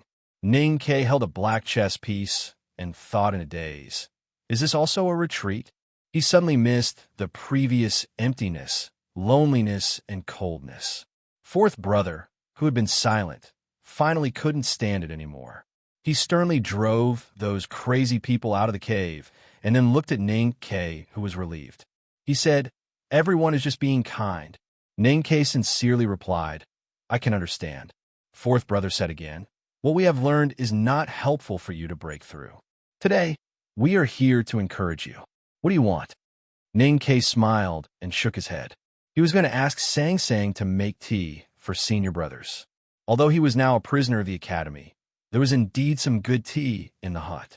However, when he looked at Sang Sang, he found that the little girl was standing on the edge of the cliff with sixth brother. They were pointing at the hut and talking about something. Sixth brother kept nodding honestly. When sixth brother walked back to the cliff cave, everyone knew what he and Sang Sang had been discussing. They were going to completely renovate the hut. Not only did they strengthen and renovate it, but the most important thing was to build a rain corridor to directly connect the hut with the cliff cave. If it was on flat ground, such a large-scale renovation project was naturally not a big deal.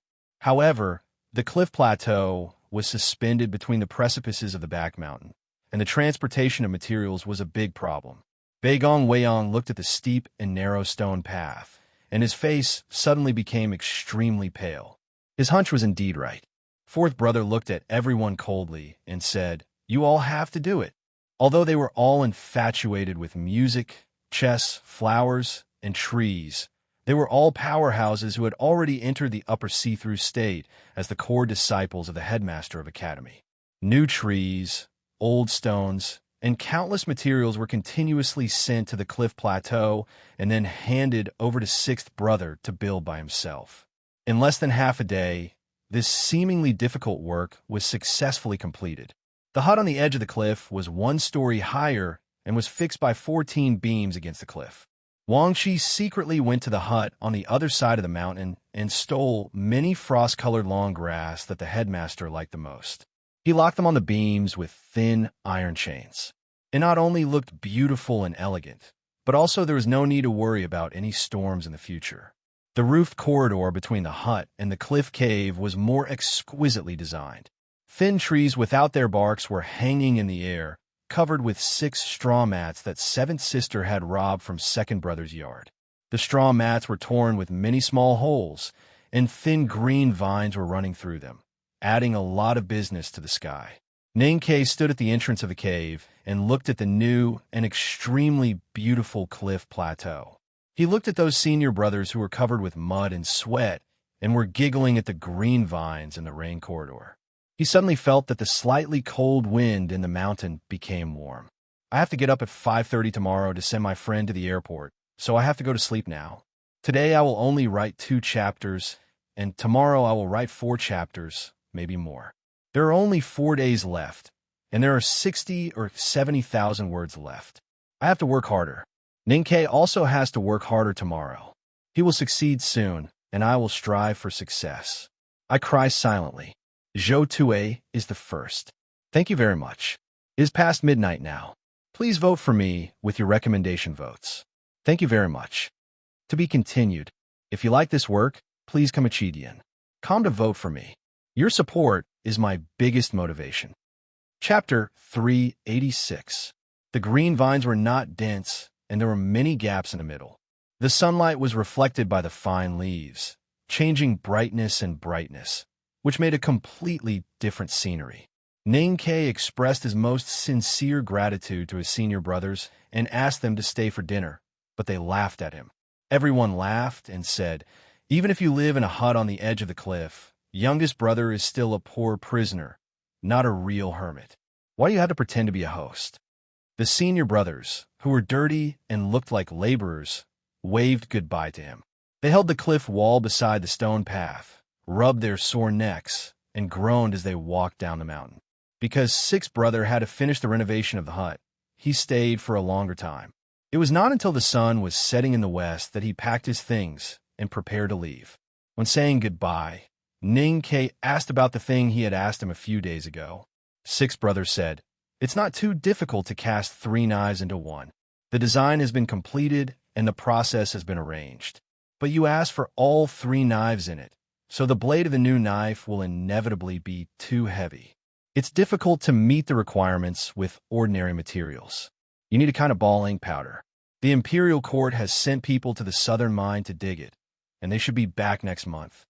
He calculated the time and then said, "If the materials are all ready, they should be out before summer." After leaving Min Mountain for the city of Wei, Ninkei's usual weapon was the 3 slender padeos. With the 3 padeos, he killed countless horse gang on the grassland.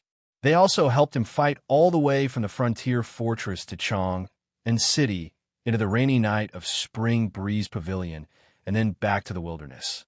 It was the continuous battles in the wilderness that made him regret to find that the 3 padeos could no longer give him the most firm confidence and the most powerful support in the battle of cultivation powerhouses like in the past years. Instead, they dragged him back because of their fragility. Currently, the most powerful weapons in Ninkei's hands were the primordial 13 arrows and the fu paper. Fourth brother and sixth brother had already repaired the primordial 13 arrows perfectly for him, but he still wanted a suitable close-range weapon. Because of their past relationship and familiarity, the saber was naturally his first choice. A few days ago, Ninkei had solemnly handed over the 3 slender padeos that he regarded as his life partners to sixth brother, asking him to help him combine the 3 padeos into one. No matter how one looked at it, this request did not meet the standards of smelting and casting. It was too simple and even a little boring. Therefore, he didn't hold much hope towards this matter, but he had always held a sliver of hope in the depths of his heart. At this moment, when he heard his 6 senior brother's words, he couldn't help but be greatly pleasantly surprised. Although the 6th senior brother was a man of few words, his heart was as passionate as the fire in a furnace, and his character was as pure as refined steel. He would never speak if he was not confident. Sixth brother looked at him and said with an honest smile, "Junior brother, is there anything else you need to do? Now I can't wait to see what the saber that you have made looks like. How can I have the mood to care about other things?" Ninkei said with a smile. Suddenly, he saw Sang Sang, who was standing under the green vines in the rain corridor, tying the thread. Suddenly, he thought of something and slightly raised his eyebrows. Back then, by the Daming Lake in the wilderness, he and Imo Shanshan were still no match for the Tao addict, Yi Hongyu, especially when the depths of the water fish that Yi Hongyu had summoned shone with thousands of rays of light, illuminating the verdant valley and the quiet lake. He actually had the idea that he couldn't fight against it at all. Ninkei remembered many details of that battle very clearly. But the scene that really left a long time of fear in his heart was the scene of the rising sun on the lake surface. If Imo Shanshan hadn't used the divine talisman to evaporate the lake water and turn it into mist at the critical moment, which slightly dimmed the light, he would probably have been killed by Yi Hongyu at that time. Later, Ninkei found out that Yi Hongyu had displayed the divine skill of the West Hill Divine Palace. Even she had just comprehended it for a short time, but it already had such great power. As a disciple of the Academy, he naturally had to think about how to fight against the Peach Mountain. As the successor of the youngest uncle, Ninkei had an innate reason to fight against the West Hill Divine Palace. As a person who had joined the devil, he had to think about how to defeat the powerhouses of Haotian Taoism all the time, especially after he had destroyed Prince Longqing. He believed that the people in the Divine Hall must be looking forward to defeating or even destroying him. These things would naturally be realized by Yi Hongyu. Ning Ke and Yi Hongyu had fought, talked, and traveled together. He knew that the Tao addict, who was proficient in all kinds of cultivation methods, had an unfathomable state and potential.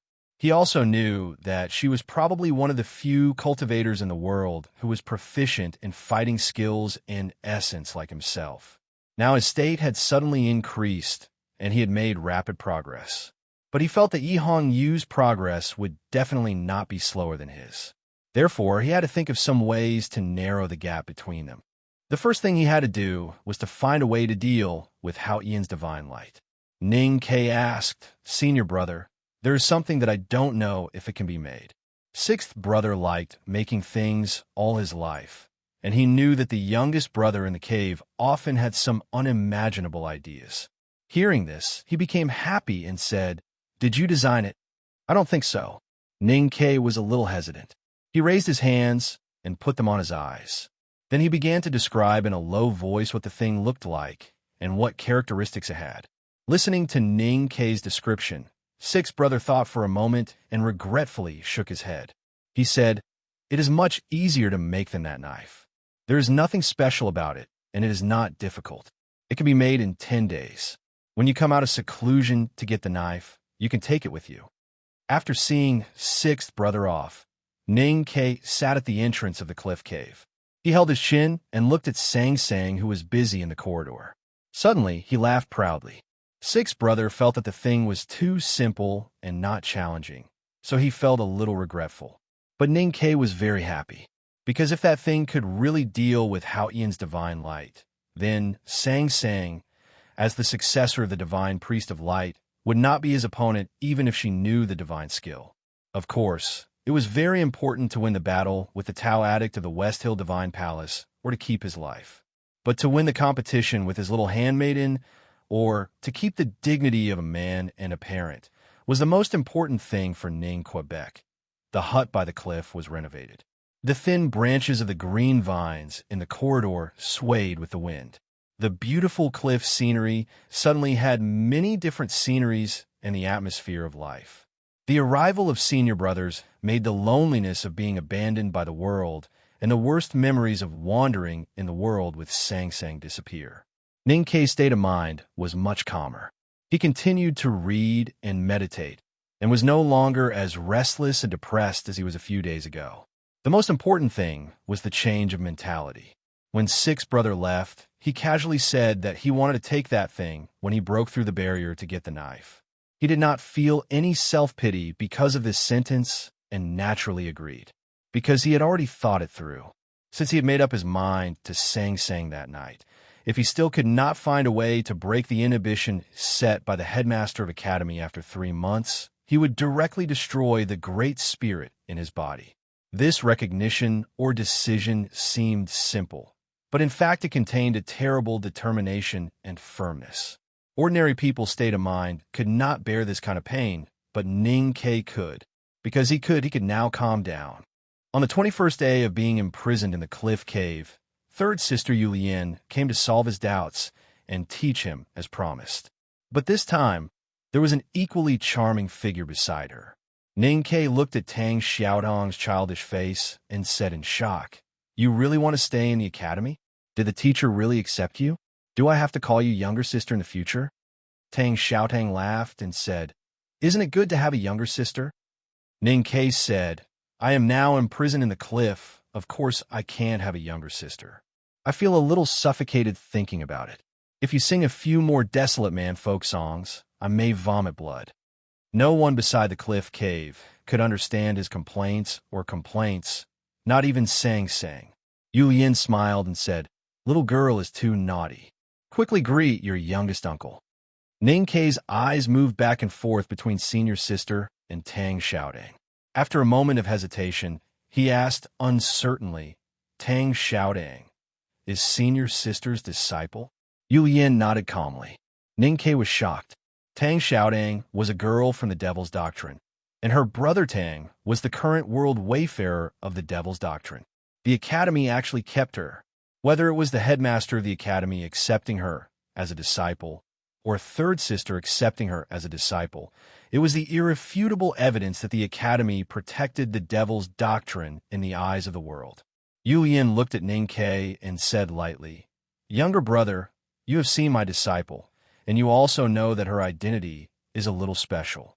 So try not to mention her in the future."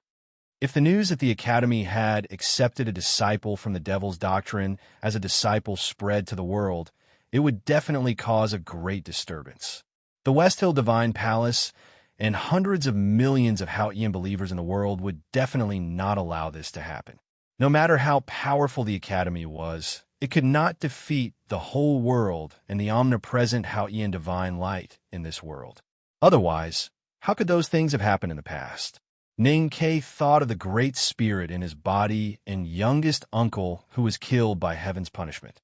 After a moment of silence, he looked at third sister and said solemnly, "That's how it should be."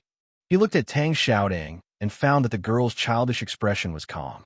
It seemed that she did not know how much trouble and danger she would bring to the people in this mountain by studying in the academy. He wanted to remind her, but he thought that he had already joined the devil and brought a lot of unsolved troubles to the academy, which forced the headmaster to imprison him here. He could not help but laugh at himself. The Tao addict, Yi Hongyu, and her brother, the world wayfarer of the Jishou Abbey, have seen Tang Xiaodang. We must be careful in the future and try not to let her leave the academy. Ning Ke reminded Yu Lian. Yu Lian said calmly, "Since this girl has become my disciple, how can she leave the academy if she can't kill Yi Hongyu? This is the first chapter for today.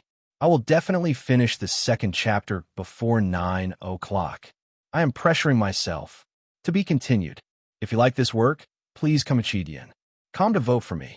Your support is my biggest motivation." Chapter 387.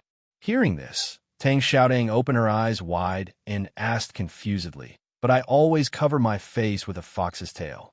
How could they recognize me?" Yu Lian looked at her new student and said slowly, "Everyone has their own unique mark, especially for cultivators. You can think of it as a smell." Ning Ke did not participate in the discussion.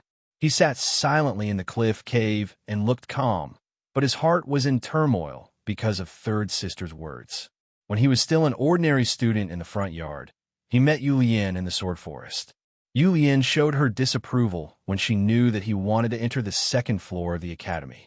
She said that if he gave up, she could introduce a powerhouse who was not weaker than Liu Bai to be his teacher.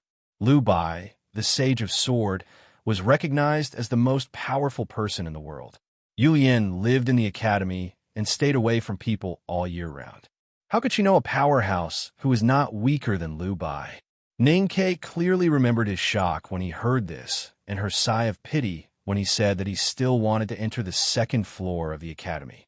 What Yu Lian said today sounded ordinary, but it was full of confidence and pride, because it meant that since Tang Xiaodang was her student, it would be unreasonable if she could not defeat or even kill the Tao addict, Yi Hongyu, in the future.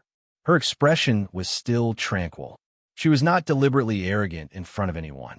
Instead, she had casually said those words based on some kind of almost instinctive self-judgment.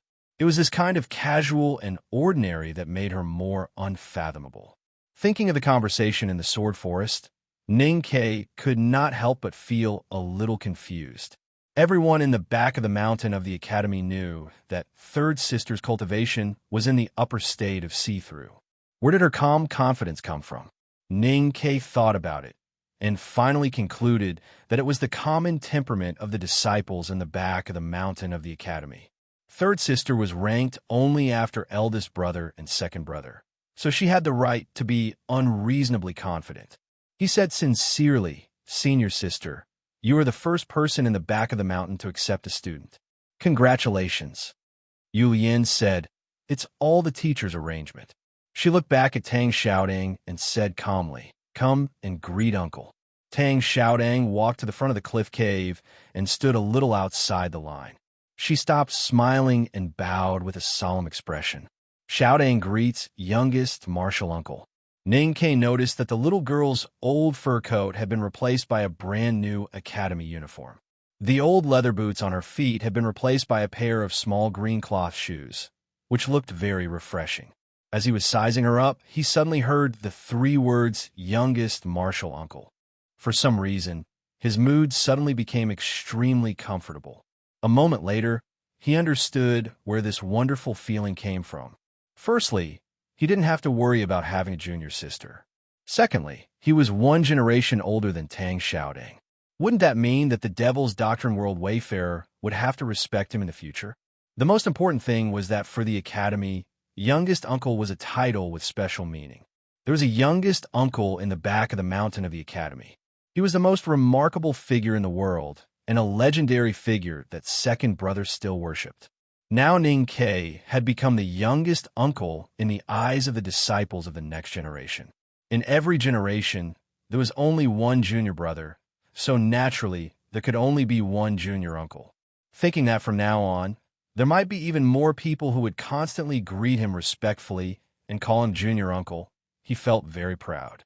After bowing, Tang Xiaodang straightened up and found that Ning Ke's expression kept changing, as if he was extremely intoxicated. Naturally, she couldn't guess what he was thinking at this time. They had met in the wilderness and reunited in Chang'an. She was most familiar with Ning Ke in the academy.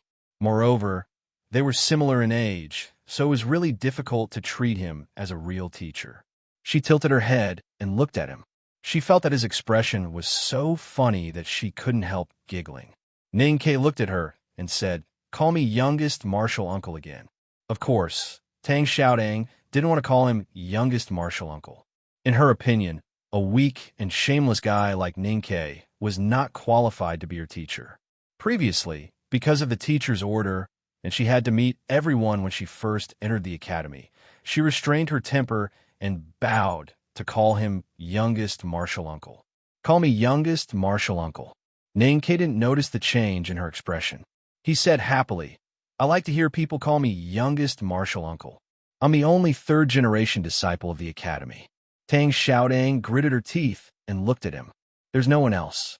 Ning Ke said, "So you should come to the cliff cave to visit me more often and call me youngest martial uncle."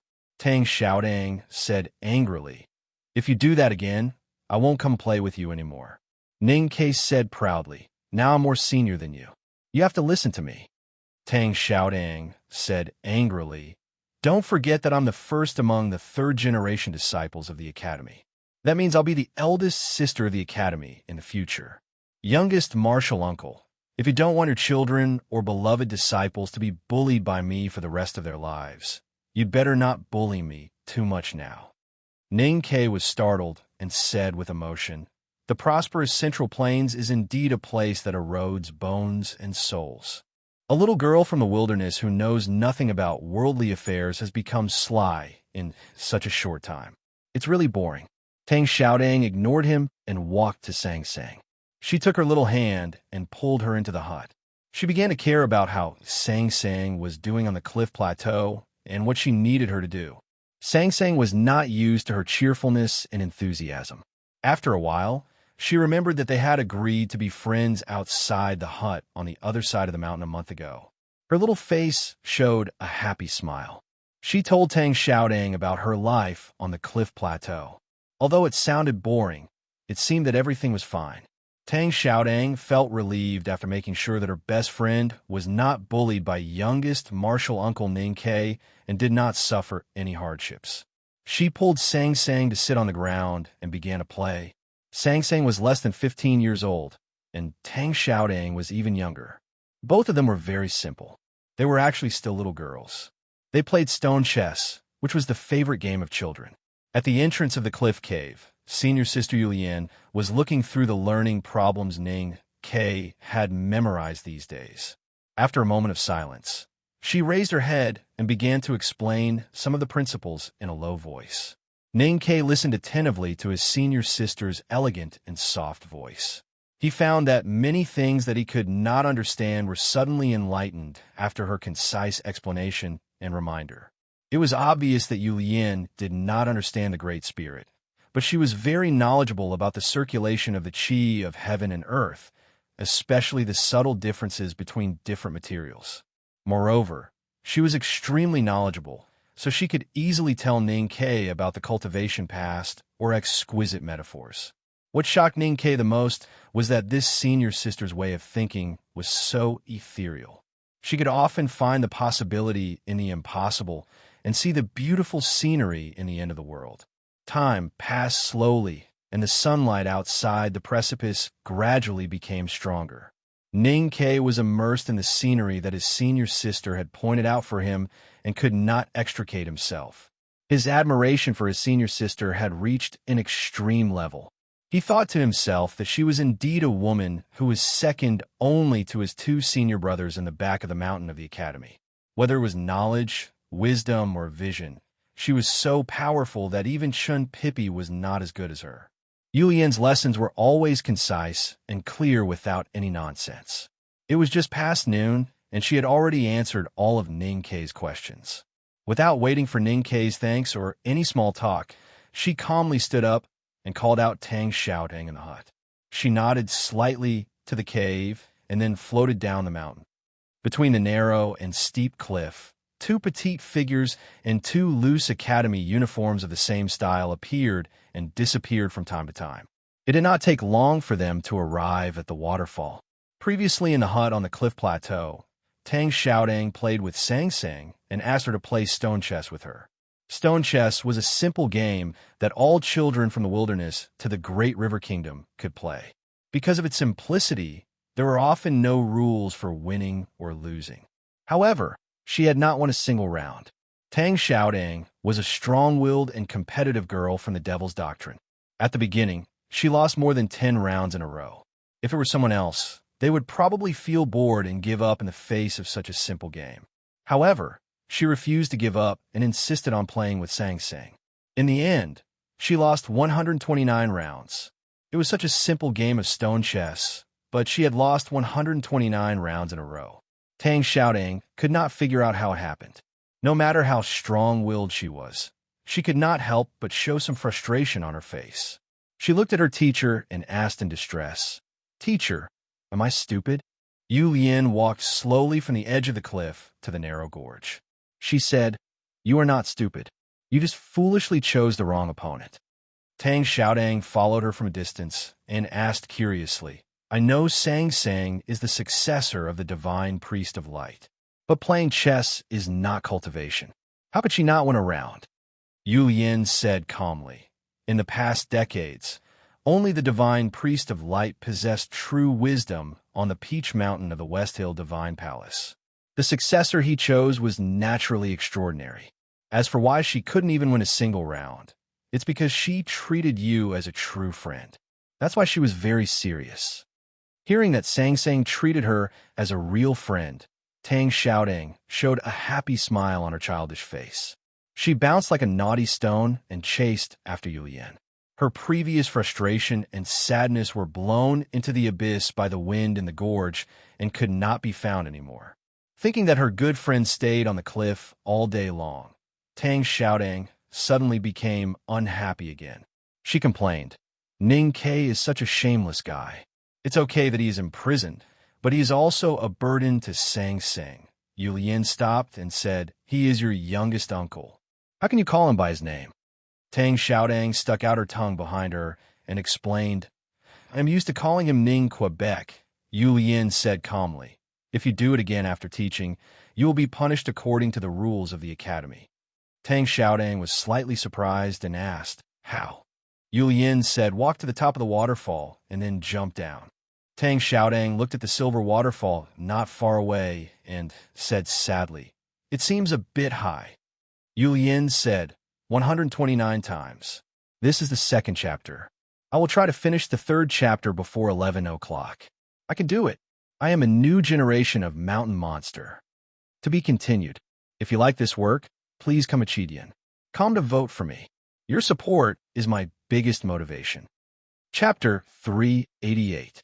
Tang Xiaotang followed her brother's advice and traveled thousands of miles to the south from the wilderness. She went through all kinds of hardships and finally arrived at Chang'an. Then she met the headmaster of the academy and finally entered the academy. According to their original plan, she should directly become a disciple of the headmaster of the academy. However, for some unknown reason, the headmaster of the academy did not expel her from the academy or accept her as a student because of her identity as a member of the Devil's Doctrine. Instead, he handed her over to Yulian and asked her to accept her as a disciple. For the world, the second floor of the academy was still mysterious, but it was a place that connected the two worlds. Especially for the siblings who were already at the top of the cultivation world, many people in the back of the mountain of the academy had heard of it. Not to mention people like Mr. First and Mr. Second, or Chun Pippi, who was regarded as a treasure by Haotian Taoism. Even people like Beigong Weiyang were famous in their own fields and countries before they entered the academy to cultivate. However, they were gradually forgotten by the world as time passed. However, not many people knew that there was a third sister on the second floor of the academy. Her name was Yulian. The headmaster of the academy ordered Tang Xiaodang to become a disciple of Yulian. The little girl was shocked, and her first thought was to refuse. The female professor in the loose green uniform was quiet, elegant, and amiable, but her realm was not profound. She was only about the same as her, maybe even weaker than her. She was the woman who wanted to be the strongest in the world. So how could she accept a woman whose realm was weaker than her as her teacher? However, when she was about to refuse, Yulian glanced at her indifferently. The eyes of the third sister of the academy were just like her, soft and fragile. However, they had their own grace and grace. Tang Xiaodang suddenly felt that she did not dare to disobey. Tang Xiaodang had lived in the cold region of the far north since she was a child and lived a hard life. The bloodline of the desolate man and the education of the Devil's Doctrine made her naturally easygoing. At a young age, she dared to carry a huge blood-red machete and fight with the terrifying snowfield direwolves. She dared to fight with Yi Hongyu and even cut the ice peach condensed by Prince Longqing. However, such a fearless girl from the Devil's Doctrine felt fear when facing Yu Lian's calm and gentle eyes. She did not dare to be presumptuous at all. "You want me to jump 129 times?" Looking at her teacher's petite back, Tang Xiaodang was so shocked that her voice trembled. On the one hand, it was because the punishment was too severe, and, on the other hand, it was exactly the same number of times she lost to Sang Sang on the cliff platform. She didn't mention it. So how did she know? Could it be that when she answered Ning Kei's questions at the entrance of the cliff cave, she had completely grasped the situation on the cliff plateau? Yu Yin turned around and said, "You knew that you were no match for Sang Sang in stone chess, but you kept on fighting and refused to admit defeat. You lost 129 games in a row.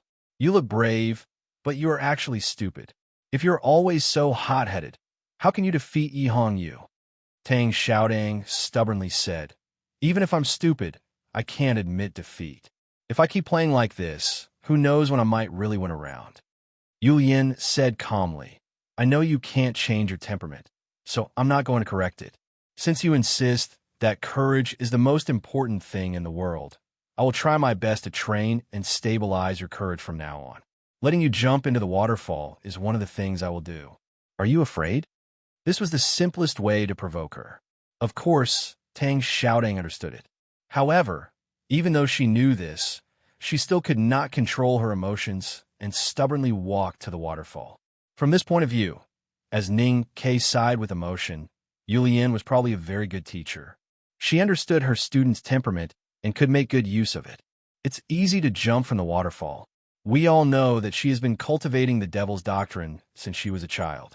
Even if she is injured, it won't be fatal. However, it's difficult to climb up the slippery cliff. Moreover, senior sister asked her to climb up from the waterfall.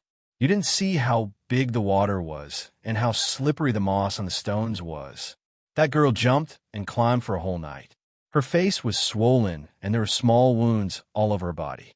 She looked miserable. Isn't second brother's courtyard close to the waterfall?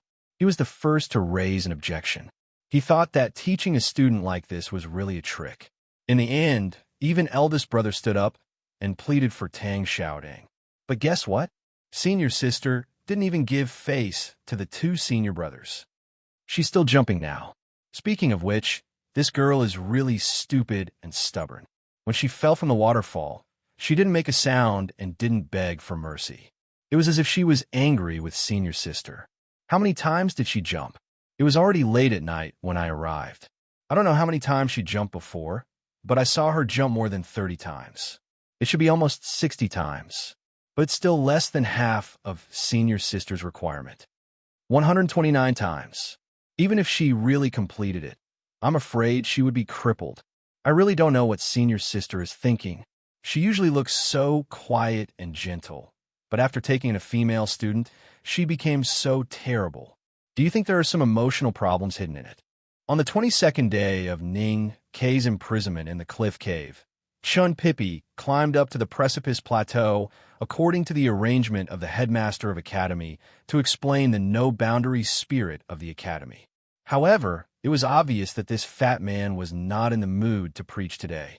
He sat outside the cliff cave, waving his arms and spitting saliva, expressing the most painful objection and anger towards what had happened in the back of the mountain of the academy since yesterday morning.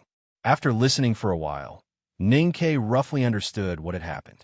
He couldn't help but feel a little anxious when he thought that Tang Xiaodang had fallen into such a miserable state because she didn't call him youngest uncle. He had long noticed that Chun Pippi's mental state had some problems today. He frowned and asked, "According to the tone you used when you first warned me, I thought that you wanted all the remnants of the devil's doctrine to die. Why do I feel that it's not the case after listening to you today?" Chun Pippi was startled and said angrily, "Now that she has entered the academy and is a disciple of third sister, she is our academy's disciple and our niece. What does she have to do with the devil's doctrine? If that's the case, then it seems that I should kill you first." Ning Kei sneered and said, "Come in if you can." Chun Pippi said shamelessly, "Come out if you can." Sang Sang walked to the front of the cave with a tea tray and silently put down 2 cups of tea. Then she looked at the two separately. The two were a little embarrassed. They picked up the teacups and remained silent. Sang Sang shook her head and said, "You'd better change your words." Then she hesitated for a moment and looked at Ning Kei in the cave. She said, "I want to see her." Ning Kei knew that she wanted to see Tang Xiaodang and said, "Since she is a friend, of course you should go." After Sang Sang left, Chun Pippi suddenly asked, "You met Tang Xiaodang in the wilderness. Why is this little girl so stubborn?" Ning Kei began to tell his impression of Tang Xiaodang. Chun Pippi held the teacup and drank it tastelessly. He was silent for a long time when he thought of the little girl he met at the south gate of Chang'an City. Then he looked at the white clouds between the cliffs and frowned. After thinking for a moment, he said, "Since she is a member of the devil's doctrine, how could she be so cute?" Ning Kei never had the concept that Taoism and the devil's doctrine could not coexist. Now that he had joined the devil, he naturally felt this view to the extreme. He looked at Chun Pippi and said sarcastically, "Tao addict Yihong Yu is the daughter of Haotian Taoism. Then why is she so terrible in our eyes?"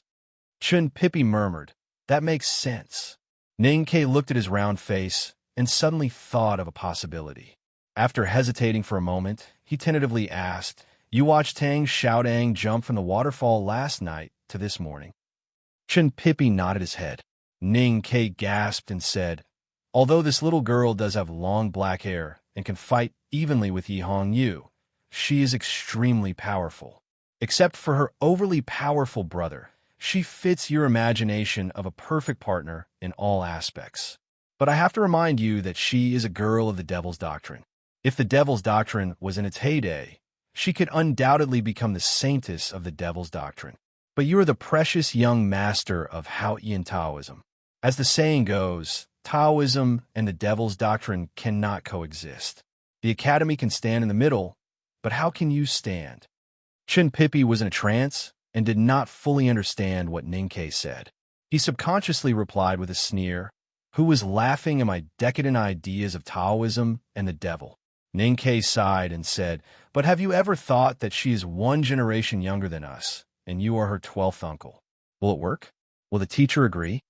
Chun Pippi finally understood what Ning Ke was talking about. His chubby body bounced up from the ground like an elastic fishball. He blushed and pointed at Ning Ke in the cave. He shouted, "Appreciation! Don't you know what appreciation is? Why is your brain full of such filthy things?" Ning Ke said, "Anger out of shame can't convince my opponent. I can only expose my true feelings." Chun Pippi said bitterly, "That little girl is only 14 or 15 years old. Can you not be such a beast?" Ning Ke sneered and said, "I think you are worse than a beast." Chun Pippi suddenly thought of something and looked at him with disdain. He said, "Do you think everyone in the world is like you? You could be a beast and lay your hands on your own handmaiden?" Ning Ke could tolerate other things, but he could not tolerate this. He shouted, "Damn fatty! If I can get out, I will teach you a lesson today." Chun Pippi sneered and said, "Come out if you can." Ning Ke said angrily, "Come out if you can." Suddenly, the two of them shut up at the same time and looked at the edge of the cliff platform with fear.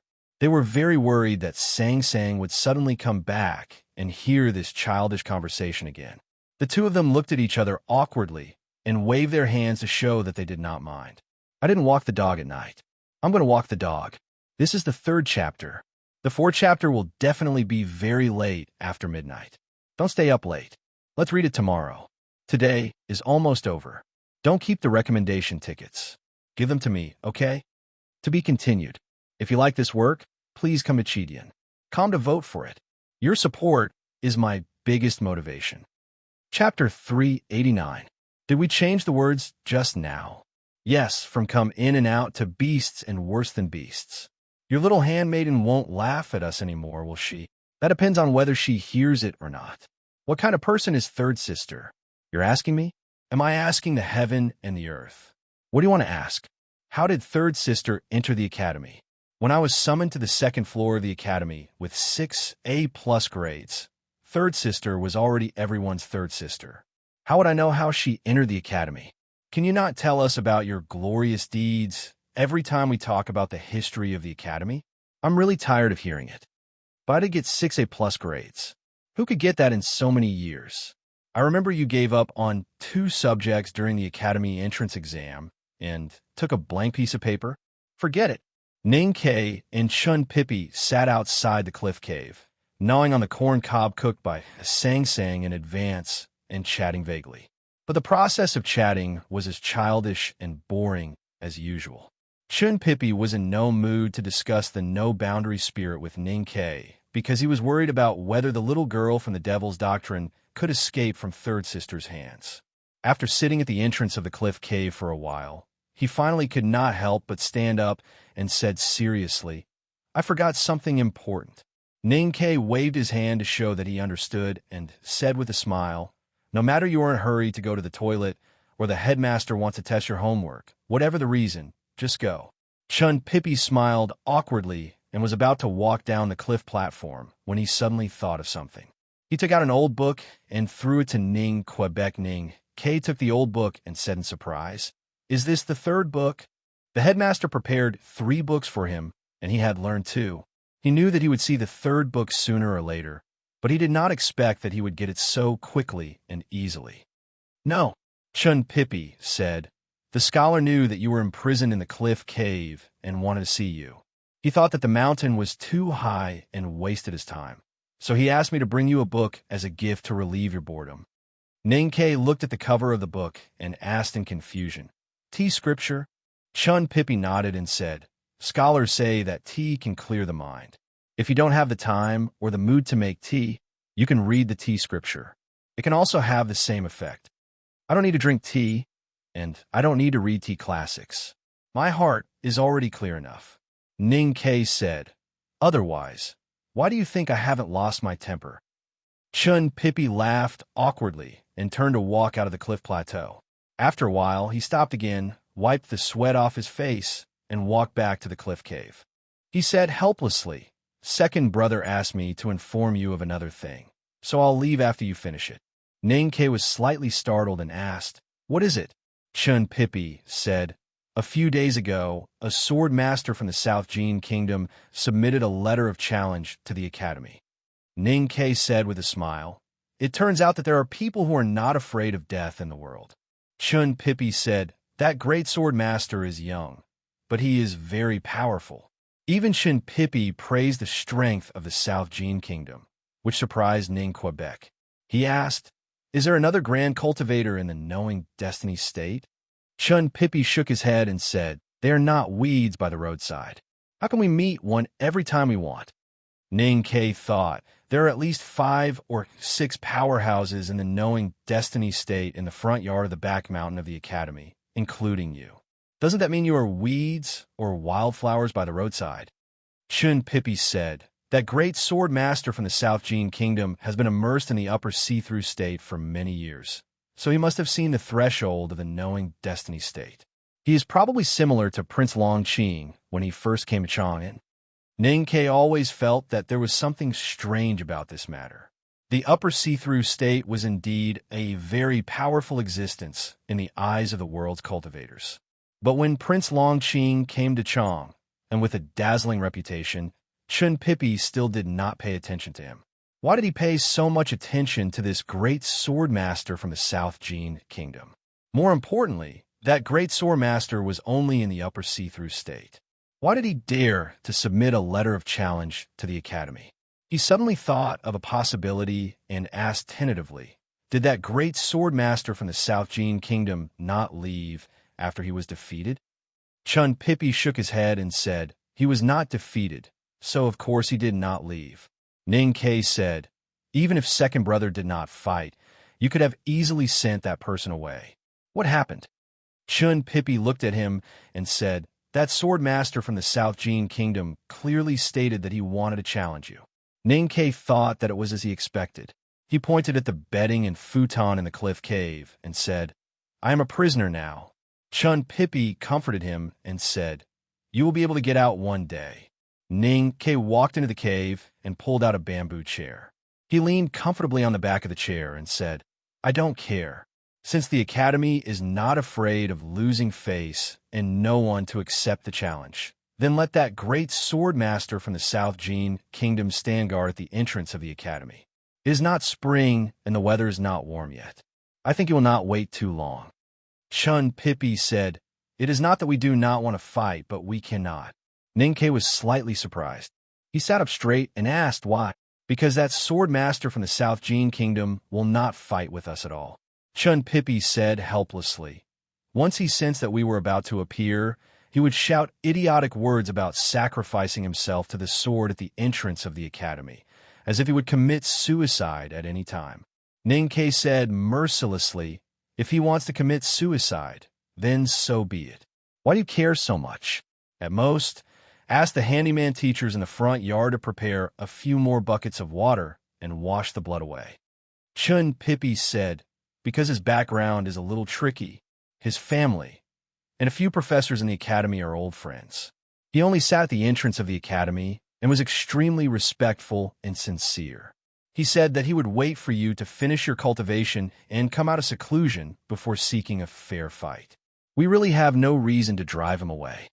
Ning Ke said, why does he have to fight with me? Chun Pippi said sympathetically, perhaps because everyone knows that you're the weakest among us. Ning Ke had long become numb to such descriptions. He sighed and said, in the end, the weakest one was pushed to the front by you guys to fight to the death. Suddenly, he thought of Chun Pippi's words and asked, who is this sword master? Chun Pippi reminded him, he is from the South Jin Kingdom. Ning Ke suddenly thought of that dazzling golden name, and his expression suddenly became solemn. He looked at Chun Pippi in disbelief and asked, the most powerful person in the world, the Sage of Sword, Liu Bai, actually wants to challenge me. Chun Pippi was stunned and then said angrily, do you think this is possible? Ning Ke came to his senses and said awkwardly, it seems that it is indeed not possible. Although that great sword master from the South Jin Kingdom is not the Sage of Sword, he is indeed related to Liu Bai. Therefore, since he has lowered himself, we can't do anything even if we're disgusted and annoyed as if we had eaten a fly. If second brother fights today, how can we fight with Liu Bai in the future? Chun Pippi said, that person is Liu Yiqing, the youngest brother of Liu Bai. It is said that he has been cultivating in the private house of the Liu family and has not entered the sword garret. Therefore, he is not well known. It was not until he entered Chong and alone that the world knew that the Liu family has another young powerhouse in sword Taoism. Ning Ke asked, "Now I'm locked in the cliff cave by my teacher and can't get out in a short time. Why did second brother ask you to tell me about this?" Liu Yiqing has been sitting at the gate of the academy for a whole 7 days. Chen Pippi looked at him and said, "He sits on the futon, drinking the water provided by the academy and eating his own dry food. He meditates all day long just to wait for you to come out of seclusion." Looking at his behavior, it would not be surprising if he waited at the gate of the academy for a year. Liu Yiqing's attitude is respectful but extremely persistent. No matter how the professors in the front yard persuade him, he only smiled slightly and refused to leave or enter the academy to wait. Although the futon he is sitting on is not blocking the path of the students, sitting at the gate of the academy every day is like blocking the gate of the academy in the eyes of others. People passing by can't help but talk about him. This matter has already spread to Chong, and I'm afraid it will soon spread to the whole world. Chun Pippi said, "Second brother is a little annoyed, so he asked me to tell you that a powerhouse has come to challenge you outside the academy. He hopes that you can remove the inhibition and come out of the cave as soon as possible." Ning Ke asked after a moment of silence, "What is Liu Yiqing's state and strength?" Chun Pippi knew that he was not asking about states like see-through and knowing destiny, but specific combat strength. However, he had rarely fought in his life and could not make an accurate evaluation. Suddenly, he remembered that second brother had sighed with emotion when he stood on the mountainside and looked at the South Jean swordsman sitting cross-legged at the gate of the academy. Second brother said that if Liu Yiqing does not lose his lucky chance, he will most likely catch up to his brother in the future. Ning Ke was stunned and then fell into silence again. He did not expect such a wonderful story to happen outside the academy on the other side of the mountain after being imprisoned in the cliff cave for more than 20 days. He also did not expect that after defeating Monk Guan Hai from the Lang Temple and killing Master Dao Shi from the Xiankong Temple, his cultivation in the human realm had not ended. Someone still came to challenge him, and that person was the younger brother of Liu Bai, the Sage of Sword, the strongest in the world. The real problem was that even second brother thought that he had the potential to become the second Sage of Sword. Ning Ke thought for a long time and suddenly laughed. He lay back on the cool bamboo chair and took out a silk handkerchief from his sleeve and gently covered his face. Chun Pippi asked in confusion, "What are you doing?" Ning Ke's voice sounded a little dull through the silk handkerchief. "I want to sleep." Chun Pippi said, "Someone is blocking the gate of the academy and wants to challenge you. How can you sleep? Just like what we have said these days, he can't come in and I can't go out. No matter how strong that person from the South Jean Kingdom is, he can't hurt me. What I have to worry about? Aren't you worried that the Academy's reputation will be damaged? Will the Academy's reputation be destroyed just because I am sleeping? If I really can't bear it anymore, I believe that second brother will not care about Liu Bai's face and will definitely kill that guy." Ning Ke turned his body and lay comfortably in the cave, leaving his back to Chun Pippi. He said, "Help me pass a message to Liu Yiqing. Tell him that Mr. 13 is now cultivating in martial arts and talisman and will need at least 3 months of seclusion. If he can bear the smell of horse dung in the meadow, the dust from the carriage wheels, and the low temperature at night, he can wait as long as he wants. I don't care even if the flowers wilt. There's no 5th chapter. I can't take it anymore. I'm going to sleep. I will still have 4 chapters tomorrow. It would be wonderful if the plot could be completed smoothly. Good night, everyone." To be continued.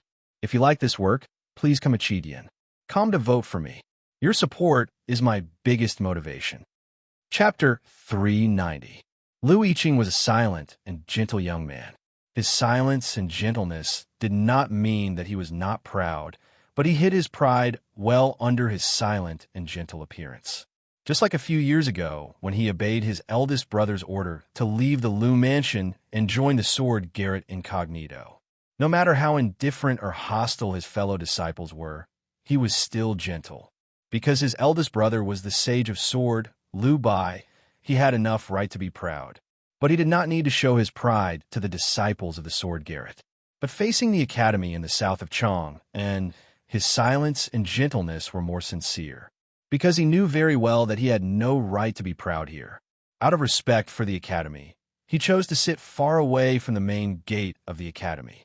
Instead, he sat at a secluded side gate at the back of the mountain. Chun Pippi's description of the so-called humiliation of the academy to Ning Ke in the cliff cave was naturally exaggerated. But a sword master from the South Jin Kingdom had challenged the academy and sat quietly to wait for someone to break out of seclusion. This had caused a lot of discussion and attracted many people's attention. It was early spring, and the morning breeze was still chilly. Liu Yiqing slowly opened his eyes and woke up from meditation. He calmly looked at the surrounding onlookers with complicated expressions. Most of the people surrounding the South Jin Kingdom Great Sword Master were students of the academy's front yard. However, as he sat at the academy's gate for a longer time, the news spread to Chong and aroused more people's curiosity. Some curious onlookers even came together to see what he looked like. The side gate was pushed open with a squeak. Professor Huang, he walked out and stood beside the futon. He looked up at the gloomy sky and suddenly sighed. He said, "I invited you to the academy for your brother's sake, but you refused. Now you have attracted so many onlookers. Don't you think this is ridiculous and boring? Or did you already decide to use this method to humiliate the academy when you came to Chang'an?" "I dare not." Liu Yiqing stood up from the futon and bowed. He said, "I dare not to be rude to the academy. I only came under orders. If I leave without a fight with Mr. 13, I will not know how to answer my brother when I return to the South Jin Kingdom. Since Mr. 13 is in seclusion, I will wait for him here." Huang, he looked at the young sword master from South Jin Kingdom. It was as if he was looking at the arrogant man from many years ago. Although the young man in front of him looked gentle, there seemed to be a stubbornness in him that would not give up until he reached his goal. If you want to wait, then wait. If you're thirsty, there's water in the yard, but the academy won't provide you with food. If you finish your rations, go back to Chang'an. Liu Yiqing said, "Don't worry, sir. I brought a lot of food." He sat there from dawn to dusk. Many disciples of the academy made a special trip to the side door to see Liu Yiqing. When they saw that there was nothing special about the young powerhouse from the South Jin Kingdom, sitting motionlessly on the futon, they felt bored and dispersed. As for those nosy people from Chong, and who came to watch the fun, they surrounded Liu Yiqing not far away, pointing at him and whispering. Some even argued fiercely because of different opinions.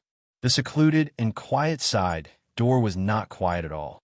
Great Sword Master should be a very powerful cultivator, right? This is the first time I've seen a living cultivator. I heard that he's already in the upper see-through state, about the same level as Prince Longqing. So what? I heard that the student from the second floor of the academy he challenged this time shot Prince Longqing to death in the wilderness. How can he be defeated by him?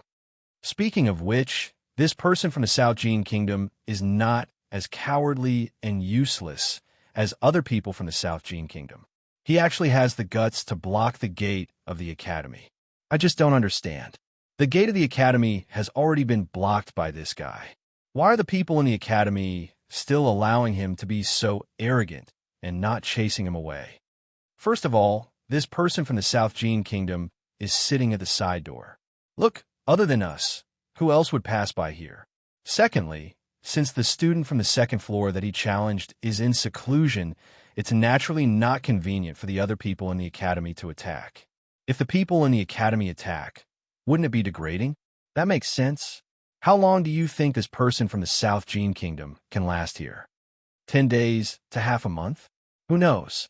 I only know that when the student from the second floor of the academy breaks out of seclusion, this person from the South Jin Kingdom will not sit there anymore. He will immediately lose miserably and scram back to the South Jin Kingdom. Naturally, the Tang Empire was the most powerful country in the world. The second most powerful country was the South Jin Kingdom. With the support of the West Hill Divine Palace, the South Jin Kingdom dominated the South. They had always been dissatisfied with the Tang Empire. However, the people of the Tang Empire looked at the South Jin Kingdom as if they were always in second place. They were vigilant and even mocked them. It was a rare occasion for the Tangs to have a young powerhouse from the South Jin Kingdom challenge the Academy. It was also a rare opportunity to teach the people from the South Jin Kingdom who was the real boss after years of peace. As for whether this person from the South Jin Kingdom could defeat the student from the second floor of the Academy, the Tangs did not know who the student from the second floor of the Academy was, nor did they know how powerful he was. However, they had never thought that the person from the Academy would lose this duel. This had nothing to do with pride and arrogance. It was just a certain aura that flowed in the blood of the Tangs. Before the battle began, they would never think about what would happen if they lost. This was because the goal of the battle was to win. There were no other thoughts other than winning. Day after day, the people of Chang, and who came to watch the battle, repeated their curiosity, whispered, and argued intensely. In the end, they came to a consensus that this young powerhouse from the South Jin Kingdom might look arrogant, but he was destined to be no match for the person from the Academy. He would definitely lose miserably. Day after day, Lu Yiqing sat outside the side door of the Academy and received countless gazes. He felt the curiosity and disdain in their eyes and listened to the discussions of the Tangs and the people from the South Jin Kingdom. However, his expression was still calm, as if he did not care. A wildflower bloomed under the stone steps in front of the side door, signifying that spring had finally come to the world. Lu Yiqing looked at the little flower, and a smile suddenly appeared on his calm face. The smile on his face was gentle, but the smile in his heart was slightly cold. As the younger brother of the Sage of Sword, Liu Bai, and the most outstanding disciple of the younger generation in the sword garret of the South Jin Kingdom, he had the right to be proud and confident. Even when facing the Academy, he could only bury his pride and confidence deep in his heart. However, how could he not be angry when he heard the discussions of the Tang people? Mr. 13 of the Academy, Ning Ke. Before Lu Yiqing left the sword garret, the Sage of Sword, Liu Bai, had warned him that he could not lose to anyone other than the first, second, and 12th disciples of the Academy. The meaning of this sentence was clear. In Liu Bai's eyes, other than Mr. First, Mr. Second of the Academy, and Mr. 12th, whose reputation had been circulating in Haotian Taoism for many years, no one else should be a match for Lu Yiqing. Lu Yiqing was very clear about Ning Ke's current state and strength. How could a person who had just entered the see-through state in the wilderness be a match for his sword? Many cultivation sects in the world still thought of Ning Ke at this stage. In the beginning, they did not understand why the headmaster was willing to accept such a wastrel as his disciple. Later, when Ning Ke defeated Prince Long Qing, Monk Guan Hai from the Lang Temple, and Master Dao Shi from the Xiankong Temple, the cultivation world began to think about the real reason why the headmaster accepted Ning Ke as his disciple. However, no one thought that Ning Ke was very strong. Now, the detailed process of the 3 battles that had really established Ning Ke's position in the cultivation world had long become the object of study for the various cultivation sects, including every detail. And the more they studied, the more they felt that Ning Ke had won these 3 battles more because of the peerless weapons provided by the Academy and the unpredictable luck. For example, the strange iron arrows in the wilderness, and the battle between Ning Ke and Master Dao Shi in the pure land of lotus flowers on the streets of Chang'an. It was obvious that he had received some external help. Many people in the cultivation world suspected that the young fat man standing beside Ning Ke at that time was most likely the legendary Mr. 12th of the Academy, or that Mr. 12th had secretly helped Master Dao Shi, which was why Master Dao Shi was defeated. However, no one had evidence. After all, it was Mr. 12th of the Academy, and he had such a legendary background. No one dared to stand in front of the stage and raise questions. Not raising questions did not mean that there were no doubts. At least until now, no one thought that Ning Ke was really stronger than Prince Long Qing. On the journey from the South Jin Kingdom to Chang, and Lu Yiqing learned of the failure of Monk Guan Hai of the Lang Temple. He began to be wary of Ning Kei's means of talisman Taoism. After arriving in Chong, and he carefully studied Ning Kei's 3 battles. In the end, he came to a conclusion. Other than what the cultivation sect said, he also noticed a very important point.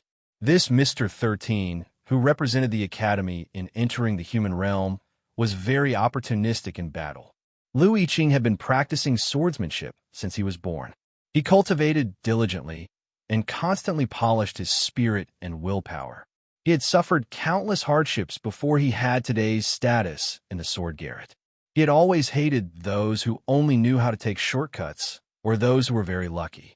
And in his view, the guy called Ning Kei was only lucky to be accepted by the headmaster of the academy, which was why he had such glory. Therefore, he had no enmity towards the academy, but he was hostile towards Ning Quebec, and he firmly believed that Ning Kei was no match for him. There were 2 other reasons for Lu Yiqing's endless enmity towards Ning Quebec. The first reason was that even he himself did not realize. That was when the 2nd floor of the academy opened, he was still practicing hard in the sword school of the Lu family's old residence. He felt extremely regretful about this and felt that he had missed the most precious opportunity. And this opportunity that he had helplessly missed finally fell on Ning Quebec, sitting on the futon outside the side door of the academy. He looked at the hateful Tangs not far away. He silently thought that if it were not for his eldest brother's strict orders to let him seize this opportunity to sharpen his spirit and try to be accepted by the headmaster of the academy as a student, he would have definitely killed Ning Kei after he broke through. An old woman wearing a blue gown and holding a bamboo broom walked out from the side door. She walked to the side of the praying mat and looked at Lu Yiqing's face from the side. She slowly asked, "Are you unhappy?" The old woman was so close to Lu Yiqing that he could not help but feel a little shocked. It was said that there were hidden talents in the academy. Could it be that this old woman was also an extraordinary sublime being? But he did not sense any fluctuations of psyche power from the old woman. Lu Yiqing calmly replied, "There is nothing to be unhappy about. It's good that you are not unhappy." The old woman in the blue robe walked to the stone steps with her body hunched and began to sweep the ground. Lu Yiqing frowned slightly. He thought that she had clearly seen him sitting here. Why was she not more careful when sweeping and even stirred up so much dust? The old woman seemed to have sensed what he was thinking. She stopped sweeping and held the bamboo broom for a moment to catch her breath. She looked at him and said, "Someone asked me to bring you a message." Lu Yiqing's expression turned serious, and he asked, "Please speak." The old woman narrowed her eyes and looked at the gloomy sky. She seemed to be trying to recall what the messenger had said.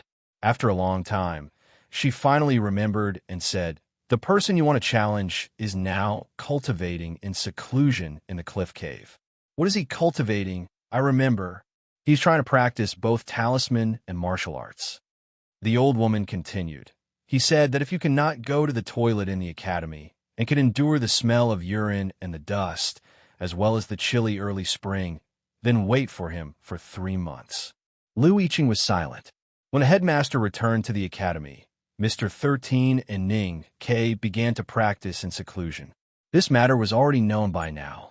However, when he heard the old woman pass the message on behalf of Ning Kei, he then realized that Ning Kei actually wanted him to wait for 3 months. He was even angrier when he heard that Ning Kei was practicing both talisman and martial arts. It was true that cultivators often needed to practice in seclusion to understand Tao, but they needed to do so for as long as 3 months.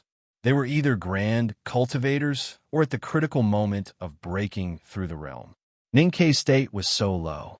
Of course, he was not one of those grand cultivators who needed to seek Tao from heaven. Furthermore, he had just entered the see-through state in the wilderness. Was he going to enter the knowing destiny state now? In Lu Yiqing's understanding of the cultivation world, such a thing had never happened before. As for practicing both talisman and martial arts, it sounded more like a joke. The more he thought about it, the more he felt that it was all fake. Ning Kei's seclusion was also fake. It was just a shameless excuse to avoid battle. Lu Yiqing revealed a look of disdain and said, If Ning Ke does not have the confidence to enter the human realm on behalf of the Academy, just say it.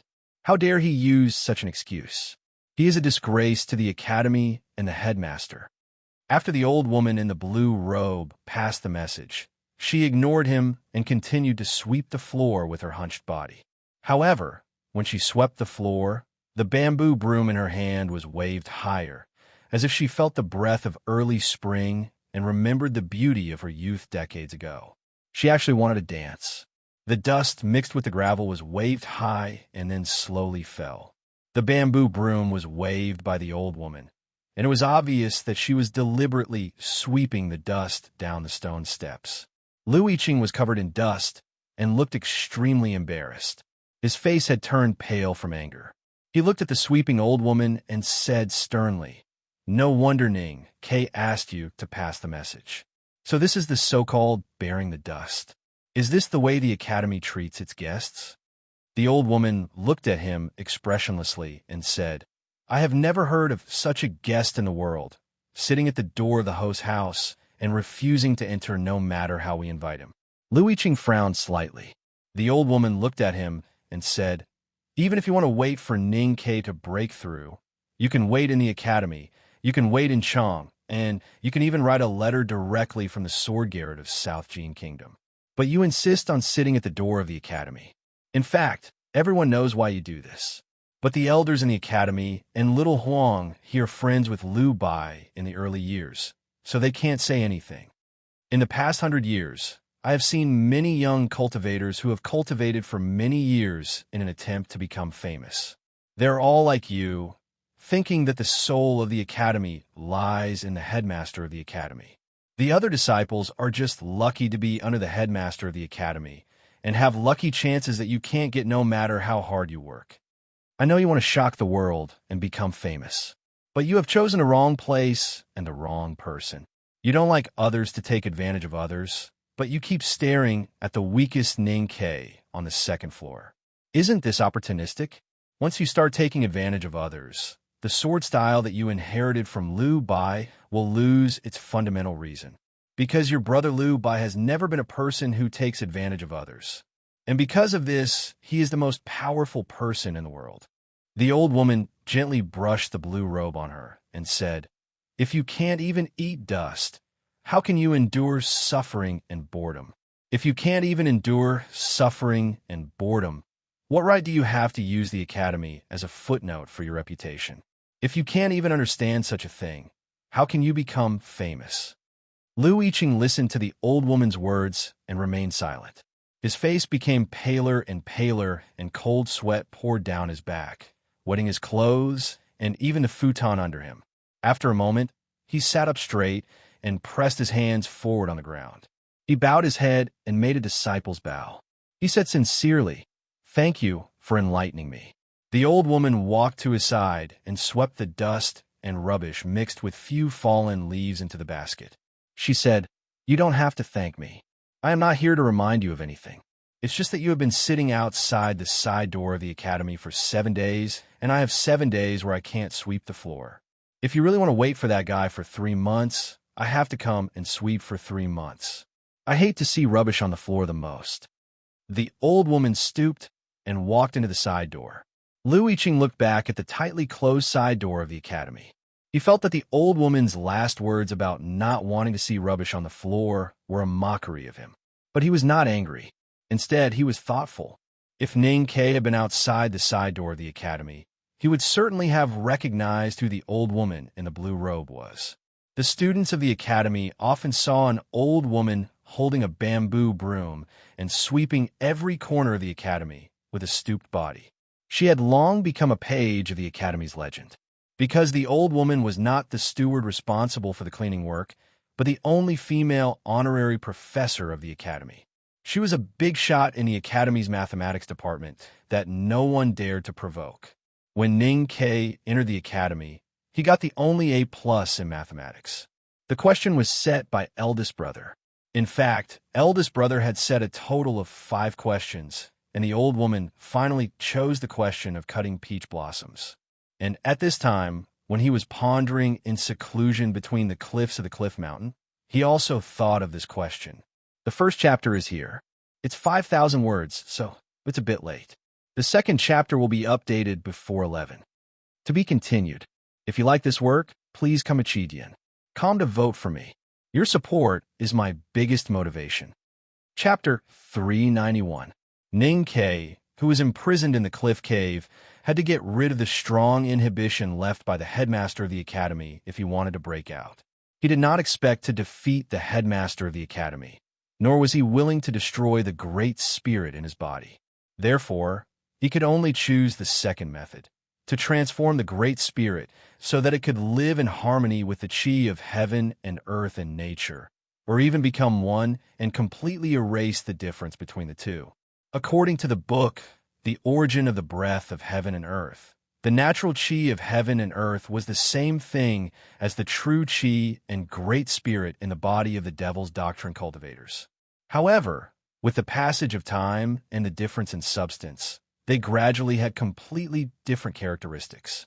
Ning Ke thought that he could go back and use the snow mountain and ocean of chi, the passageway, and the whirlpool to directly decompose the great spirit in his body into the smallest particles and turn it into its original appearance.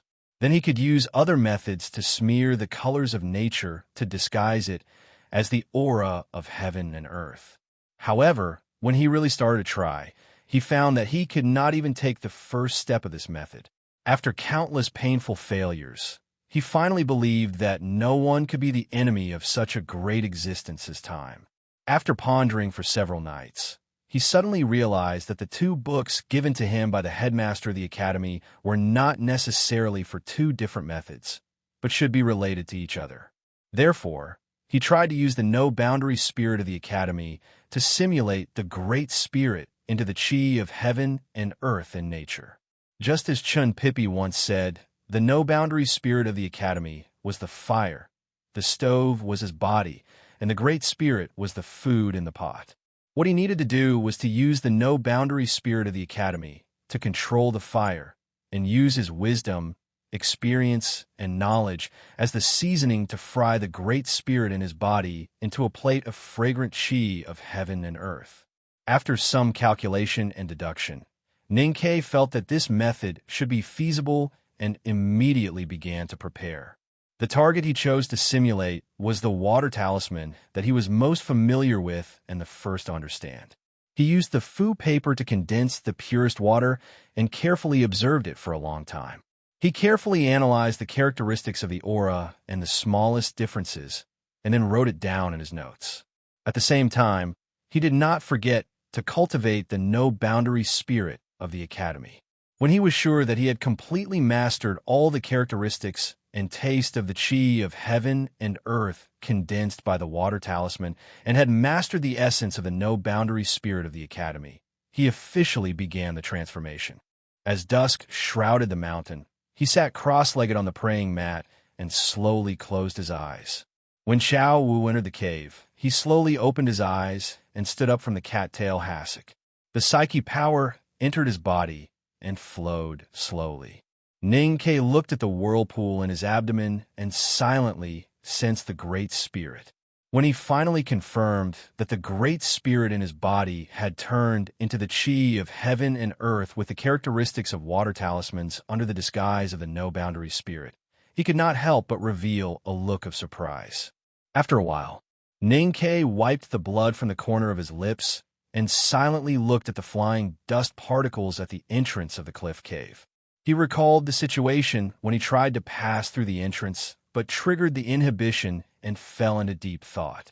Under the disguise of the no-boundary spirit of the academy, the great spirit in his body had changed its appearance and become one of the aura of heaven and earth. Why did it still trigger the inhibition of the cliff cave? How did the simple aura left by the headmaster discover that the great spirit flowing in his body was still the great spirit and not the chi of heaven and earth in the cool breeze and flowing clouds? The morning light shone through the blue sky on the other side of the precipice. Ning Ke squinted because of the piercing light. Suddenly, he thought of something. There was no completely colorless light in the world, not even a completely monochromatic light. At least it was like that in the world he was in now. Even if it could not be seen with the naked eye, those invisible waves still had their own colors. Just like the seemingly holy Haotian divine light, it was actually composed of many colors of light. Similarly, in nature, there was no completely monochromatic chi of heaven and earth. The chi of heaven and earth in the cool breeze and flowing clouds, green trees and white stones seemed to be different. In fact, since the creation of the world, the chi of heaven and earth had gone through hundreds of millions of years of precipitation and integration. Although they still retained their respective characteristics, they had already taken on other auras. Only the chi of heaven and earth condensed and summoned by talisman paper or tactical arrays was absolutely pure.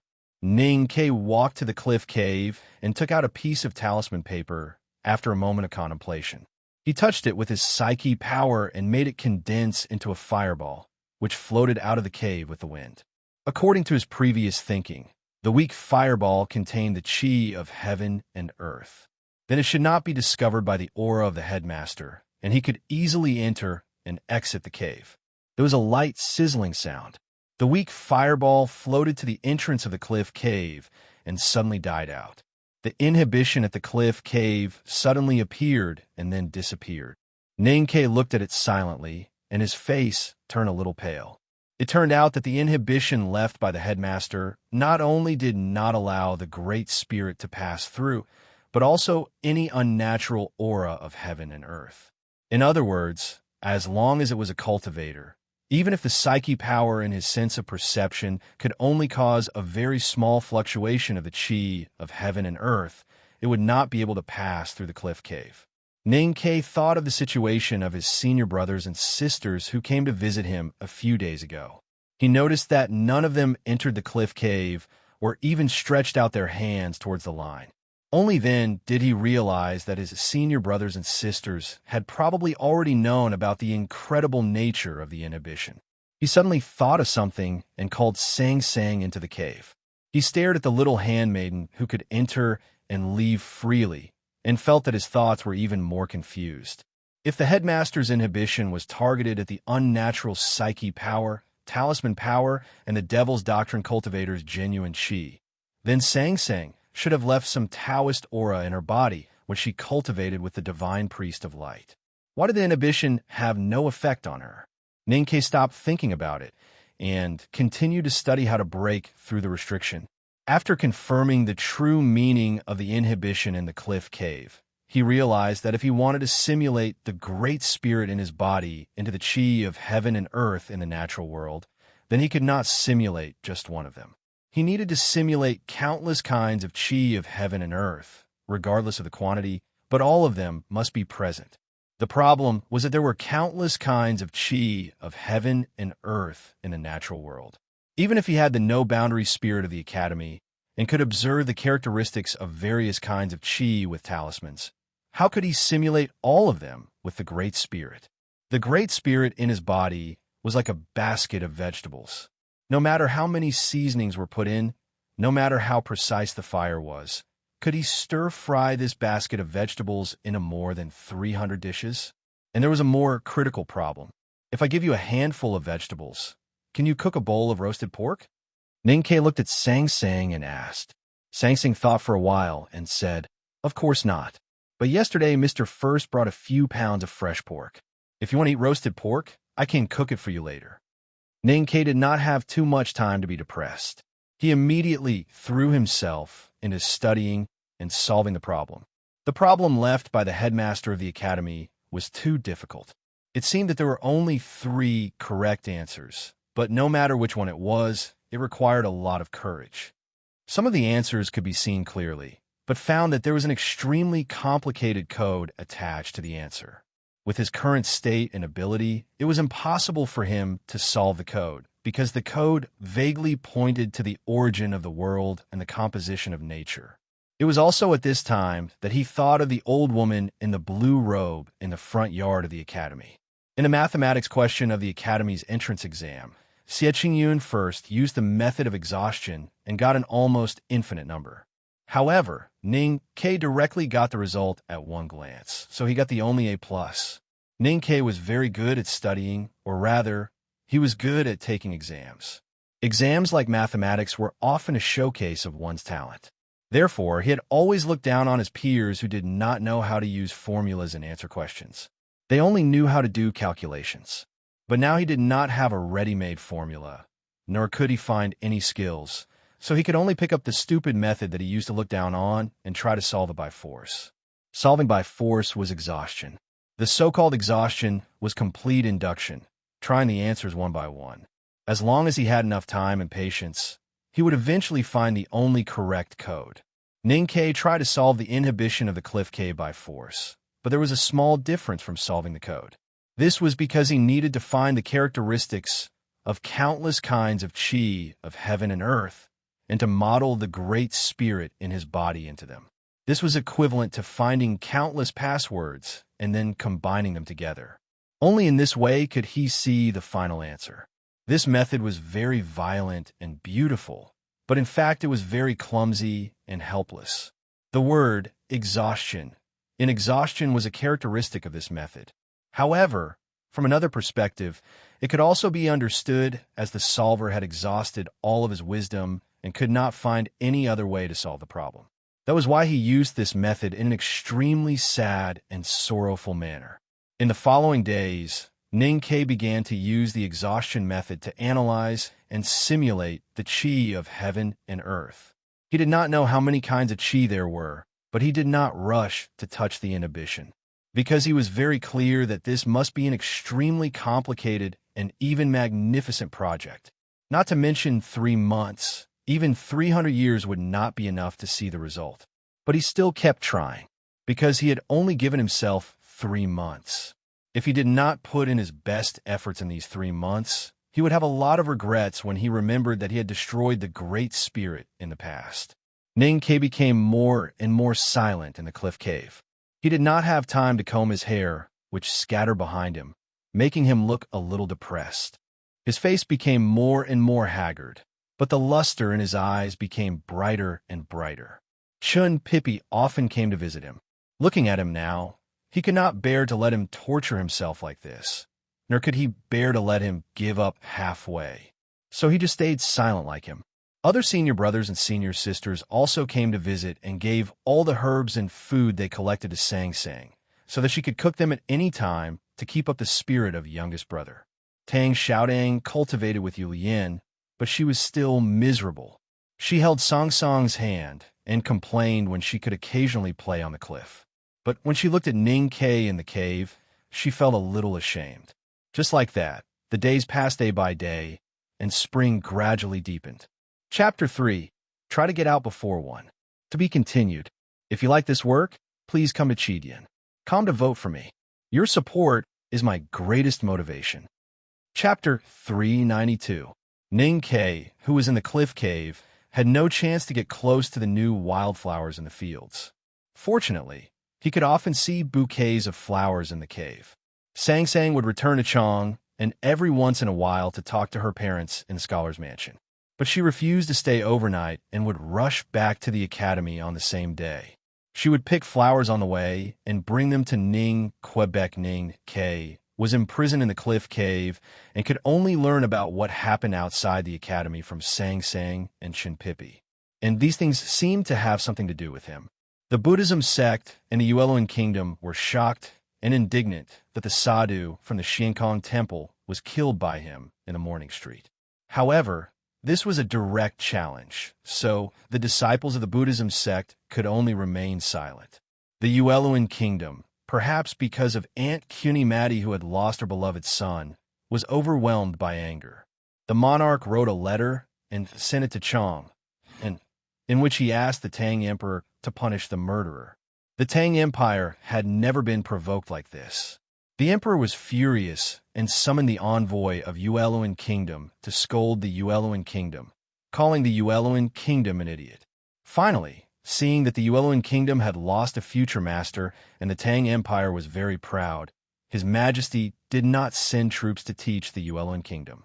Instead, he issued an imperial edict that from that day on, the White Tower Temple of Yueluan Kingdom could not preach in the Tang Empire, and the sadhu who were scattered in the countryside must leave the country immediately, or they would be severely punished. Such a strong response naturally shocked the Buddhism sect. The abbot of Lang Temple wrote a letter to Master Huangyang in Chang, and confirming that the Tang Empire was only targeting the Yueluan Kingdom and the White Tower Temple, and that its attitude towards the Buddhism sect had not changed. The academy would still send people to attend the Yulan Hungry Ghost Festival. The West Hill Divine Palace remained silent in this incident. When the aftermath of this incident was about to fade, the West Hill Divine Palace suddenly sent a delegation to Chang'an. The delegation was led by the great divine priest of Revelation. There were more than 100 people in it, including the 3 priests of the Revelation Department and the Judicial Department, as well as the personal secretary of the Hierarch Lord. Compared to the delegation that sent Prince Longqing to the Tang Empire 2 years ago, this delegation was much larger in both scale and rank. The Great Divine Priest of Revelation was one of the 3 Great Divine Priests of the West Hill Divine Palace. In the world illuminated by Hao Yian's divine light, especially in countries other than the Tang Empire, his status was even higher than that of a king. For a bigwig, like the Great Divine Priest of Revelation, even if he left the Peach Mountain and left the West Hill, he would usually quietly cultivate in the secular world. He would rarely appear in front of the world, let alone visit other countries. The destination of the Great Divine Priest of Revelation this time was the Tang Empire, which was the only country in the world that dared to talk to the West Hill on an equal footing. It immediately caused a tidal wave of shock in the world. The royal families of the South Jin Kingdom, Yueluan Kingdom, Yin Kingdom, Song Kingdom, and Great River Kingdom were all nervously guessing the real intention of the West Hill Divine Palace. The West Hill Divine Palace commanded Haotian Taoism and had hundreds of millions of believers in the world. Even though it was the South School of Haotian Taoism that handled the specific religious affairs in the Tang Empire, it still held a very high position in the hearts of the Tang Empire's people. Therefore, the imperial court of the Tang Empire would naturally not treat it like the Yueluan Kingdom. Since receiving the request of the West Hill Divine Palace for a visit, the imperial court of the Tang Empire began to make careful and detailed preparations. For example, the reception standards, when His Majesty would meet the Great Divine Priest, and what kind of etiquette should be used when they met. It was naturally impossible for His Majesty to kneel like other monarchs in the world, and it seemed inappropriate for the Great Divine Priest of Revelation to kneel to His Majesty. In short, there were countless details that needed to be taken care of. The imperial court of the Tang Empire did not have to guess the intention of the Great Divine Priest of Revelation's visit to Chang'an. Even though this made many people nervous and confused, the people in Chang were very clear about the purpose of this Great Divine Priest of Revelation's visit. As spring gradually deepened, the Great Divine Priest of Revelation and his delegation finally arrived in Chang'an City. After going through a series of complicated and meticulous procedures, the West Hill delegation completed the visit on the surface, but they did not intend to leave. The Great Divine Priest of Revelation lived in the Southern Gate Temple. The reason for this was that the real matter of the West Hill delegation's visit to Chang'an City had not been completed. To be more precise, the person that the Great Divine Priest of Revelation was looking for had not been found yet. The emperor and ministers of the Tang Empire did not care about this matter at all, because the key to this matter was the academy. The person that the Great Divine Priest of Revelation was looking for was also in the academy. She was serving her young master in the cliff cave. One day, the Great Divine Priest of Revelation suddenly appeared in the mansion of Zheng Jing, the Grand Secretary of the Imperial Library Pavilion. Even though Zheng Jing was a first-grade Grand Secretary of the Tang Empire, he was so excited that he almost fainted when he suddenly found the Great Divine Priest of West Hill, who was highly respected by the believers of Haotian, in front of him. One day later, the priest of the Revelation Department, Cheng Lishua, tentatively asked Li Qingshan, the nation master of the Tang Empire, if the Great Divine Priest of Revelation wanted to enter the academy to visit the headmaster of the academy. After thinking for a while, Li Qingshan agreed to ask him in the academy. Half a day later, Li Qingshan brought back some bad news for the West Hill delegation. The headmaster of the academy said that if the great divine priest of revelation wanted to visit the academy, it would not be a problem.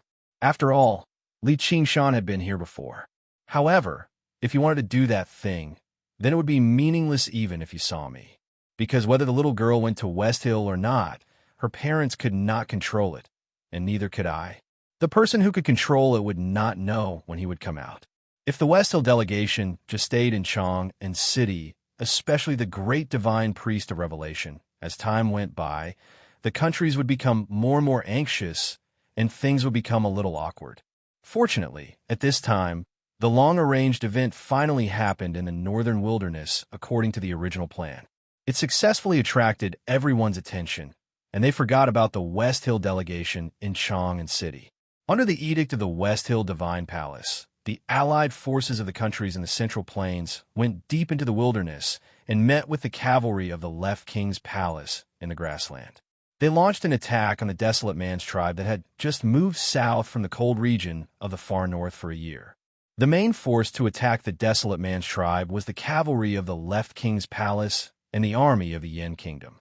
The most powerful northeast border military of the Tang Empire was strangely responsible for bringing up the rear and providing logistics. When the cavalry of a tribe in the Left King's palace rebelled because of the uneven distribution of resources, the northeast border military of the Tang Empire, which had been silent for a long time, rushed hundreds of miles and used a night to suppress the rebellion. Then, all the men of the rebellious tribe lost their heads. The battle with the Desolate Man was very bloody and tragic. However, when people saw the battle report, they found that the most bloody and tragic scenes still happened in the hands of General Xiaohou. This great General Xiaohou, who was known for his ruthlessness and strength, continued to seize military exploits one after another, winning wave after wave of praise from the great Tang court. According to the judgment of many people in the court, when great General Xiaohou retired after autumn as promised, he would definitely receive the highest honor.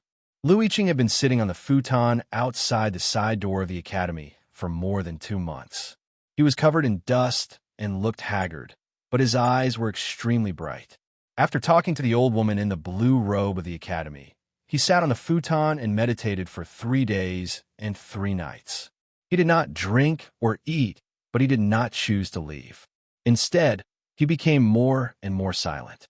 It was also when he opened his eyes again that his eyes became brighter, like a sharp sword that had been washed by spring water, rippling with a sense of clarity.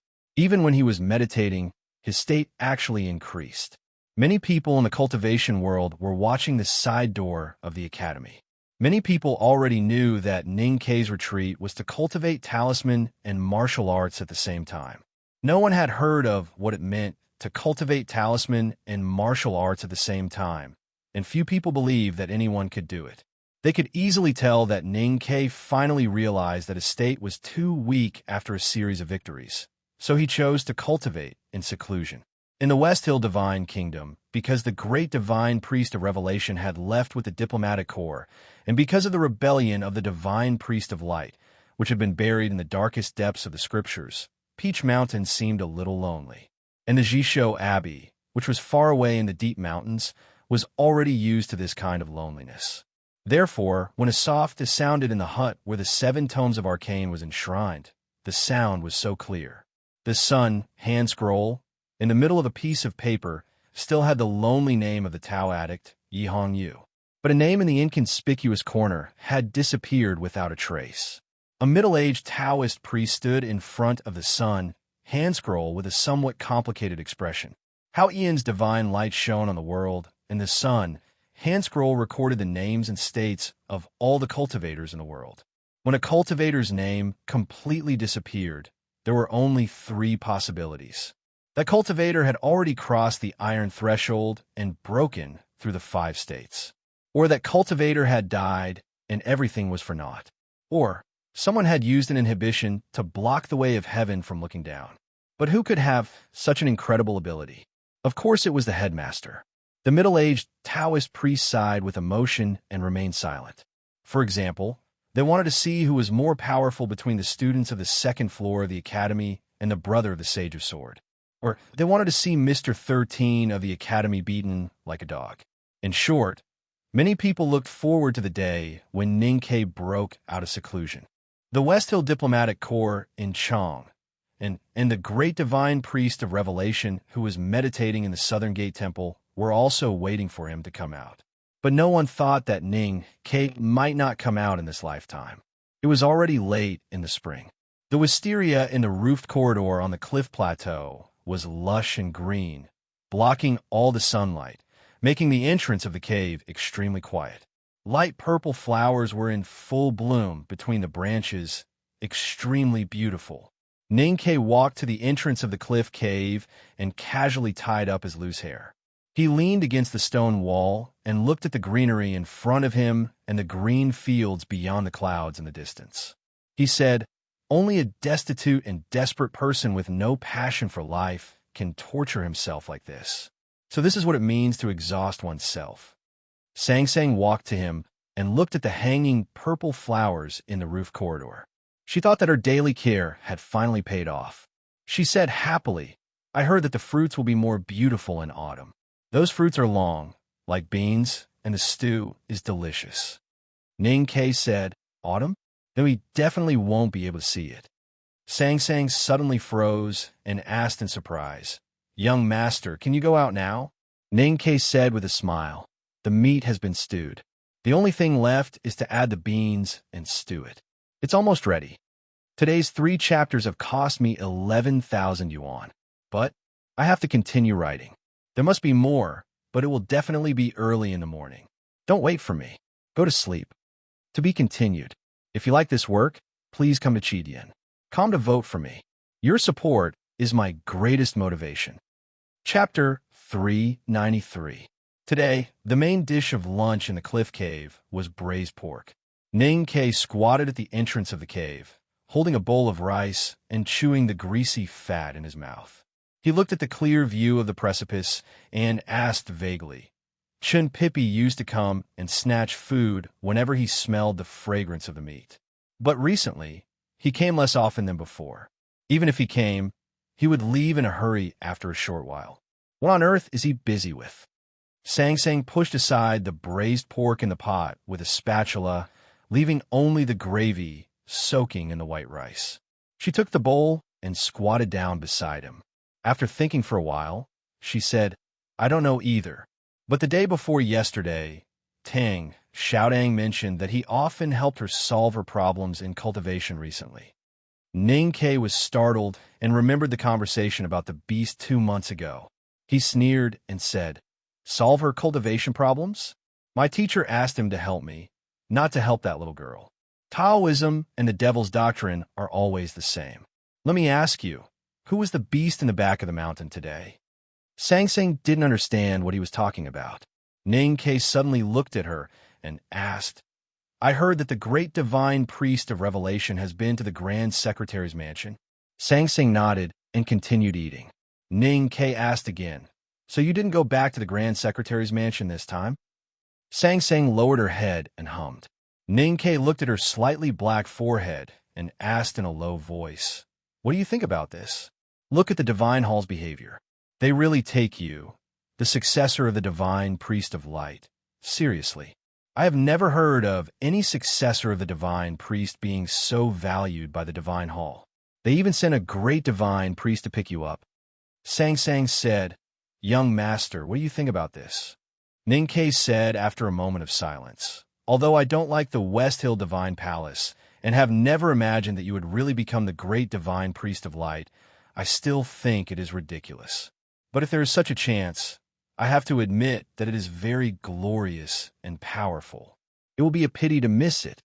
Sang Sang suddenly put down the rice bowl in her hand and looked at him seriously and said, "Now it seems that we should think more about how to break through than these small things. The stupid bird finally flew into the forest first, and the stupid man finally got his reward. After racking his brains for dozens of days, Ning Ke once again showed incredible perseverance and patience in the face of a desperate situation. Just like when he walked out of Min Mountain, climbed the old library, and comprehended talismans in the storm, He completed the seemingly impossible task and successfully mastered all the essential characteristics of the aura of heaven and earth. This also meant that he could finally change the great spirit in his body into the natural chi of heaven and earth, so that when he walked out of the cliff cave, he would not trigger the inhibitions set by the headmaster. He was confident that he could do it. It was also because of this confirmation that when he failed again and was shaken back into the cliff cave by the restriction, his face became extremely pale and a rare emotion similar to despair appeared on his face. His judgment was right. The aura left by the headmaster at the entrance of the cliff cave did not react to the great spirit in his body. However, to his surprise, when his right foot was about to step over the line, his body suddenly hit an invisible but indestructible wall.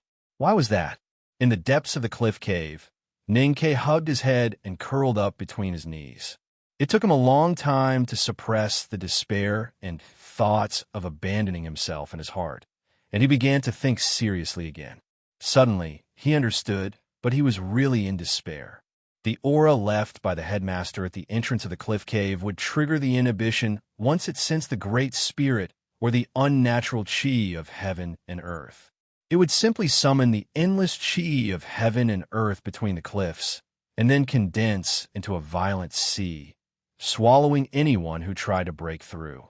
And when no one with the unnatural chi of heaven and earth tried to pass through the inhibition, the aura left by the headmaster would become a wall, a fence.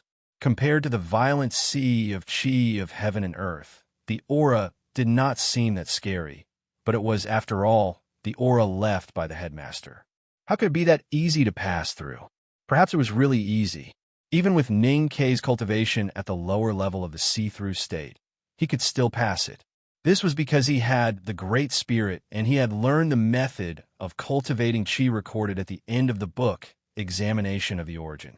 As long as he could cultivate the Great Spirit in his body to a majestic level, or even a little more vigorous, he could probably break through the wall left by the headmaster. In other words, he was just short of one breath, the Great Spirit. However, the more powerful the Great Spirit in his body, the more dangerous it would be to trigger the inhibition when passing through the cliff cave. Once the inhibition was triggered, the sea of chi of heaven and earth would become more violent. He could indeed turn all the Great Spirit in his body into the natural chi of heaven and earth, but it had already exhausted him for 3 months, not to mention a larger amount of Great Spirit. He really did not have the energy and determination to repeat the process that he had repeated countless times. It was precisely because of this that Ninkei had stopped cultivating the Great Spirit in the past 2 months. And he vaguely understood that if he really continued cultivating the Great Spirit, he would not only be tortured like now, but he might even end up like his youngest uncle. This possibility made him vigilant and even afraid. This was a contradiction. This was the last question that the headmaster had given him. To see the light in a hopeless situation, but there was a great risk hidden in the light. At such a time, what would you choose? Would you continue to wait in silence, waiting for the sky to become brighter, or the sky to never brighten again? Or would you gamble with your life, bravely or crazily take another step towards the sky? Sitting on the cliff cave floor, Ninkei painfully thought for a long time, but he did not come up with an answer. Instead, his mood became more and more depressed, and he muttered to himself, "Is there no end?" He did not know who he was asking this question to, the headmaster or God. His voice was a little louder, but it was still the same 4 words. "Is there no end?" He suddenly stood up, grabbed the bamboo chair beside him, and forcefully threw it against the cliff cave wall. With a crisp sound, the bamboo chair broke into pieces and became a pile of rubbish. He had been imprisoned in the cliff cave for 3 whole months, seeing hope, then disappointment, and then despair. He kept repeating this process, which was boring and tiresome. At this moment, he finally broke down. "Is there no end?" Ninkei shouted angrily, grabbed everything he could grab, and forcefully threw them against the cliff wall. Bamboo chair, soup urn, water basin, brush, ink paper, inkstone, and even the 2 books. It seemed that this was the only way he could vent the extremely depressed and unresigned sullenness in his heart. Everything in the cliff cave was smashed by him. A bunch of wildflowers that Sang Sang had picked from the waterfall on the other side of the mountain yesterday was scattered on the ground by him. He fell down among the flowers, looking lonely with his head down, looking extremely pitiful, like a lost child who could never find his way home. Suddenly, he remembered his first encounter with the headmaster of the academy. It was on the balcony of the building of pines and cranes, and it ended with an unreasonable blow from the headmaster of the academy with a short stick. Ning-Ke still did not understand why a bigwig like the headmaster of the academy would lose his composure like a street vendor, stamping with rage and hitting his own student with a stick. At this time, he finally understood how the headmaster of the academy felt at that time. It was also that blow from the headmaster of the academy that reminded him of the real principles of the academy.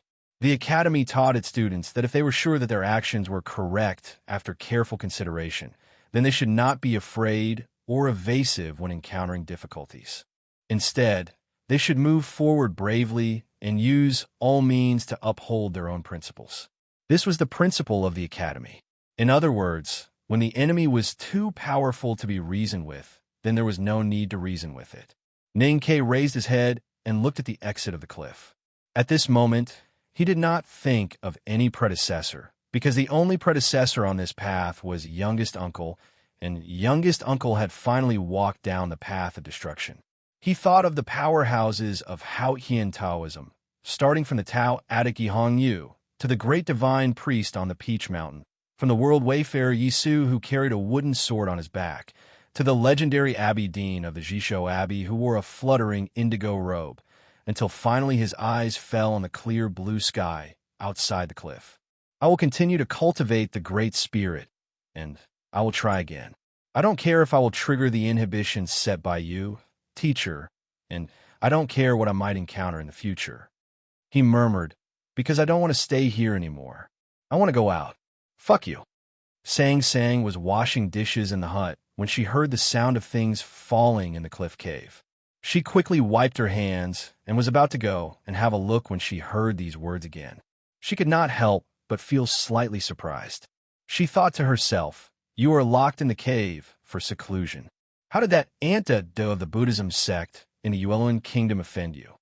She walked to the entrance of the cliff cave and was about to go in when she saw the mess inside. Ning-Ke was sitting on the ground with his legs crossed, looking peaceful, like a statue, sitting on the ancient ruins. In the past 2 months, Ning-Ke had been trying to transform the Great Spirit, but he had never cultivated it. The vortex deep in his lower abdomen was as calm as a small pond. At this moment, the Great Spirit seemed to have clearly sensed his determination and slowly flowed. Perhaps because he had been lonely for too long, when the Great Spirit flowed, it completely ignored Ning-Ke's psyche power and suddenly began to speed up faster and faster. In the end, the vortex in Ning-Ke's abdomen began to shake and spin almost crazily. The calm small pond suddenly became violent, as if it was about to roll up a storm.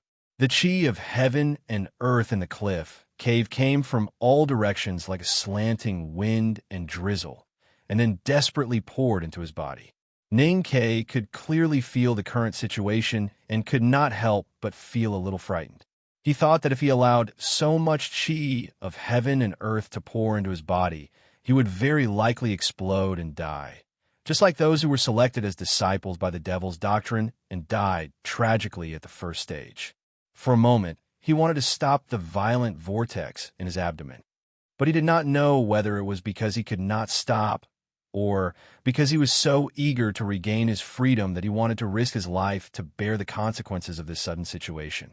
Anyway, he did not sit down, feeling the chi of heaven and earth continuously pouring into his body.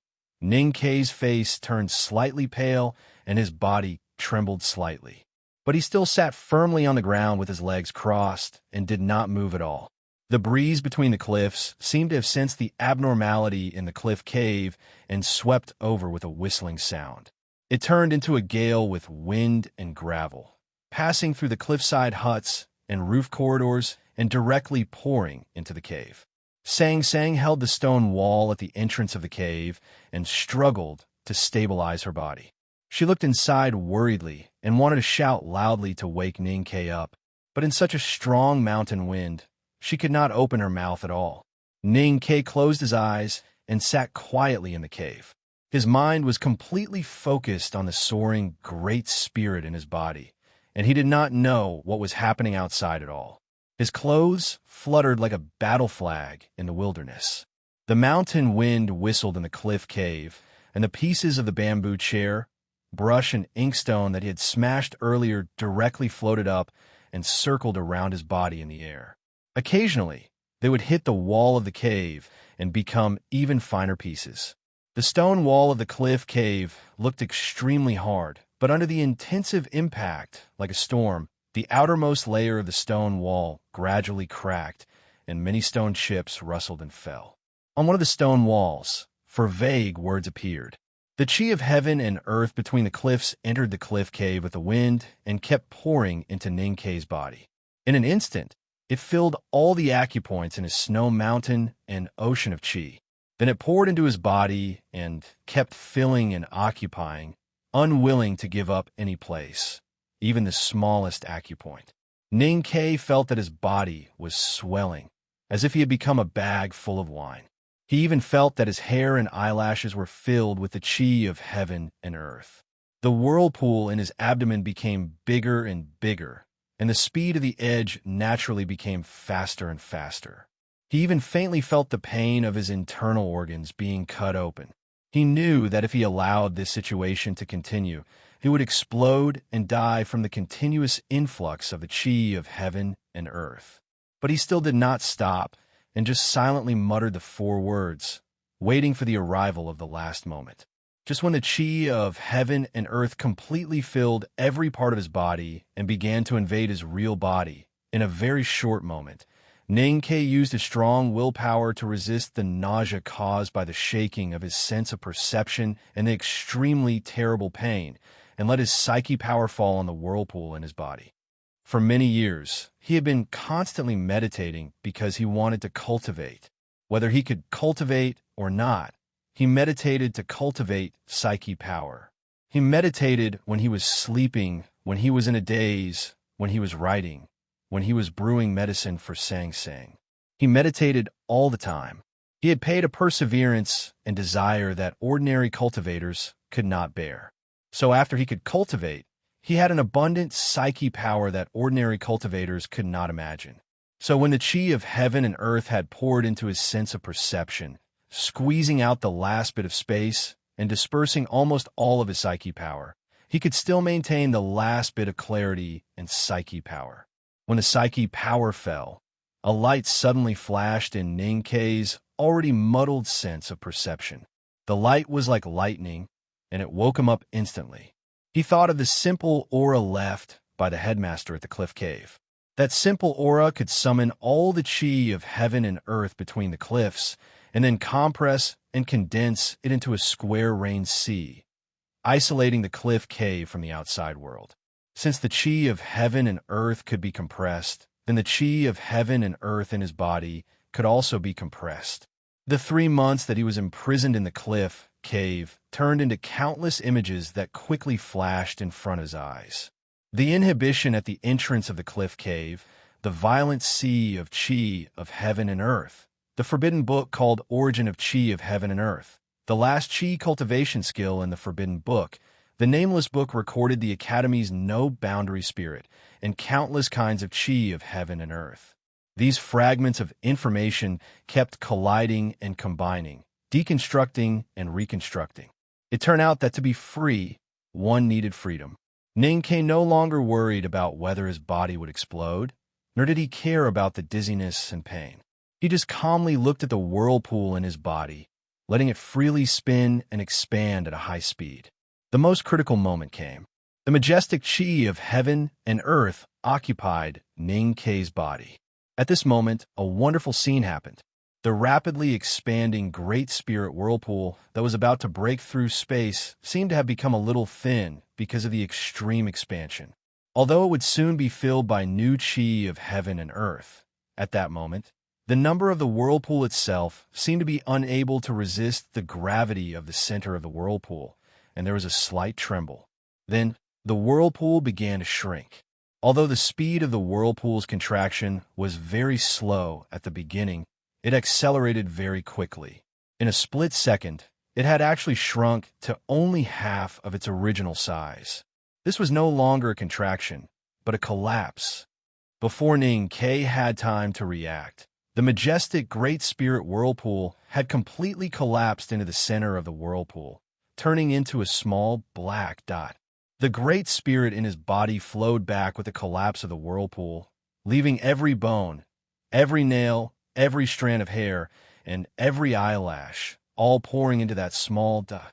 There was only silence in the empty space. There was no sound, no movement. There was only a drop of water-like liquid suspended in the center of the space. The drop of liquid had no color, crystal clear, and was as pure as water. Ning Ke looked at the drop of water, and his mind moved slightly.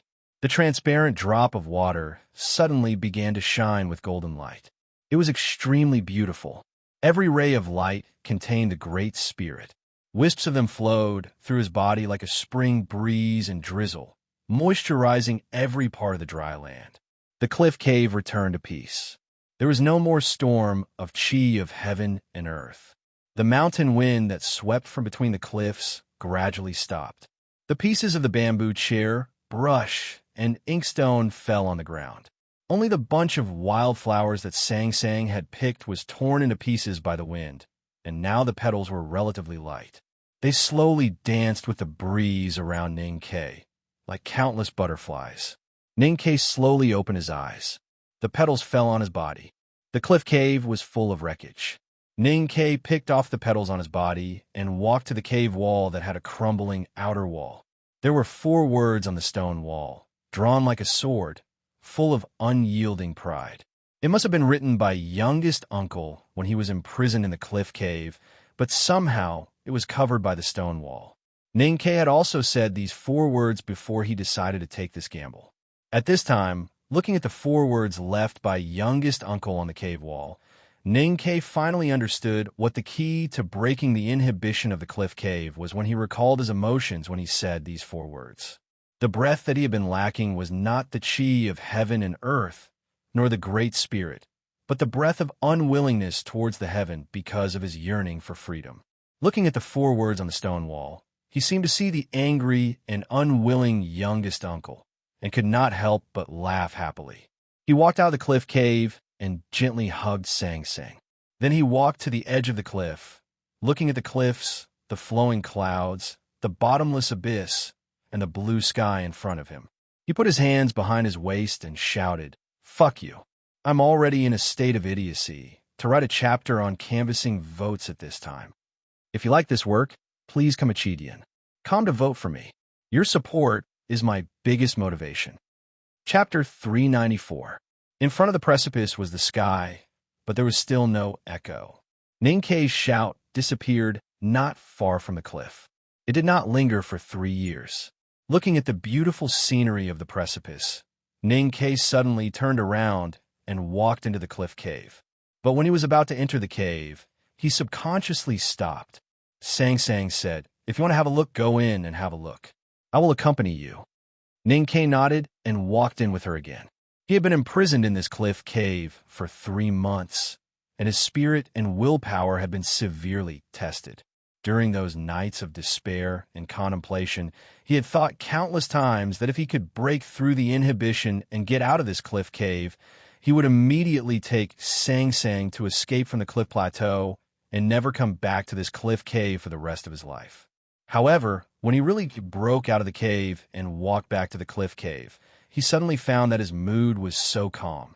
The stone walls in the cave that made him extremely tired and depressed seemed to have a lot more natural beauty now, and the scene in front of him was completely different from the past. Only those who had experienced wind and rain could see the rainbow. Those who had experienced wind and rain suddenly looked up and saw the rainbow outside the cliff plateau, which must be the most beautiful. From the outside into the cliff cave, it was a bit dark. It was the first time for Ning Ke to walk into the cave from the outside in 3 months, so he was not used to it. He stretched out his right index finger. The extremely pure Great Spirit was slowly released from the water droplet in his abdomen. It passed through the passageway and entered the ocean of chi and mountain of snow. It flowed from the meridians to the fingers of his arm and then turned into a round white flame. Sang Sang looked at this scene in a daze and subconsciously stretched out her slender finger to the side of Ning Kei's index finger. She slightly moved her mind, and then a white flame appeared.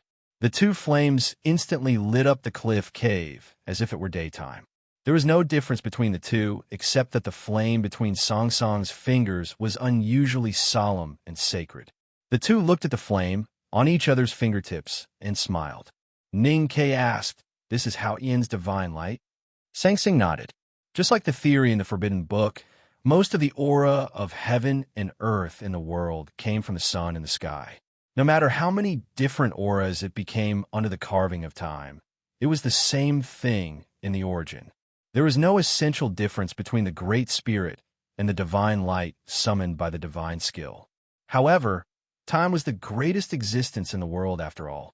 It was still unimaginable to erase its traces on the Great Spirit and eventually make the Great Spirit and Hao-Yan divine light identical in substance and form. Koharan had done it back then. He had cultivated the Great Spirit to the extreme, so he no longer needed to simulate all kinds of chi of heaven and earth. Instead, he cultivated all the chi of heaven and earth in his body into the purest existence. When all the colors of light fused together, it became transparent and colorless sunlight. All the chi of heaven and earth fused together and became transparent and colorless sunlight. The sunlight was the Hao-Yan divine light. The only difference between the Great Spirit of the Peak Realm and the Hao-Yan divine light was that it lacked the majestic and sacred aura given by the Way of Heaven. However, the Great Spirit had more aura than the Hao-Yan divine light. The divine light belonged to Hao-Yan and was only given to the immortal cultivators. The Great Spirit, on the other hand, belonged to the cultivators themselves and had their own pride and integrity. Other than these subtle but irreconcilable differences, the Great Spirit of the Peak Realm and the Hao-Yan divine light were essentially the same. The Hao-Yan divine light could transform into countless kinds of chi of heaven and earth. Therefore, when the powerhouses of the West Hill Divine Palace cultivated the divine skills to the peak, they could often understand all kinds of skills. The same was true for the Great Spirit. That was why the youngest uncle Koharan could understand all kinds of skills when he understood the divine skills of the West Hill. He did not even need to learn.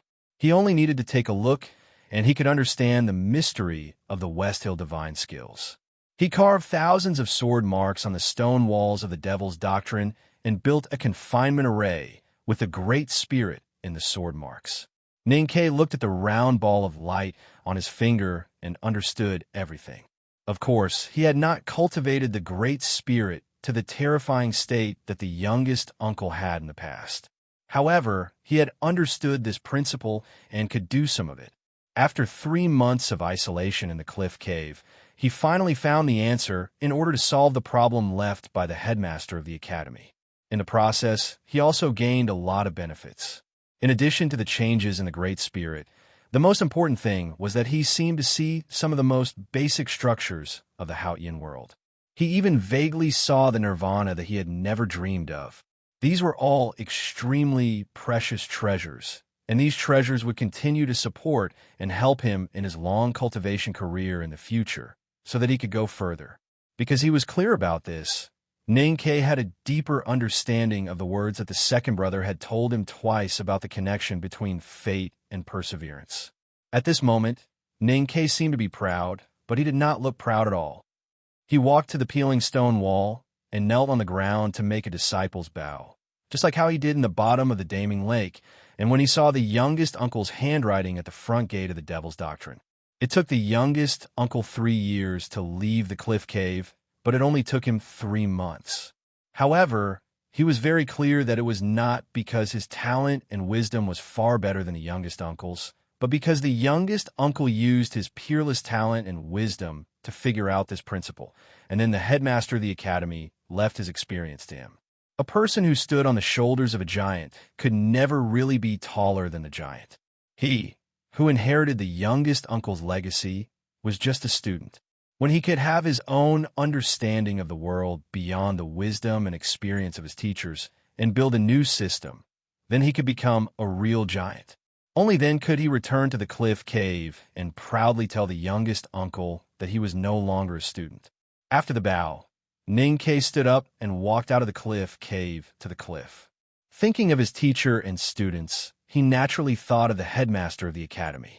At this moment, he thought back to his 3 months of imprisonment. Of course, he understood the headmaster of the academy's good intentions.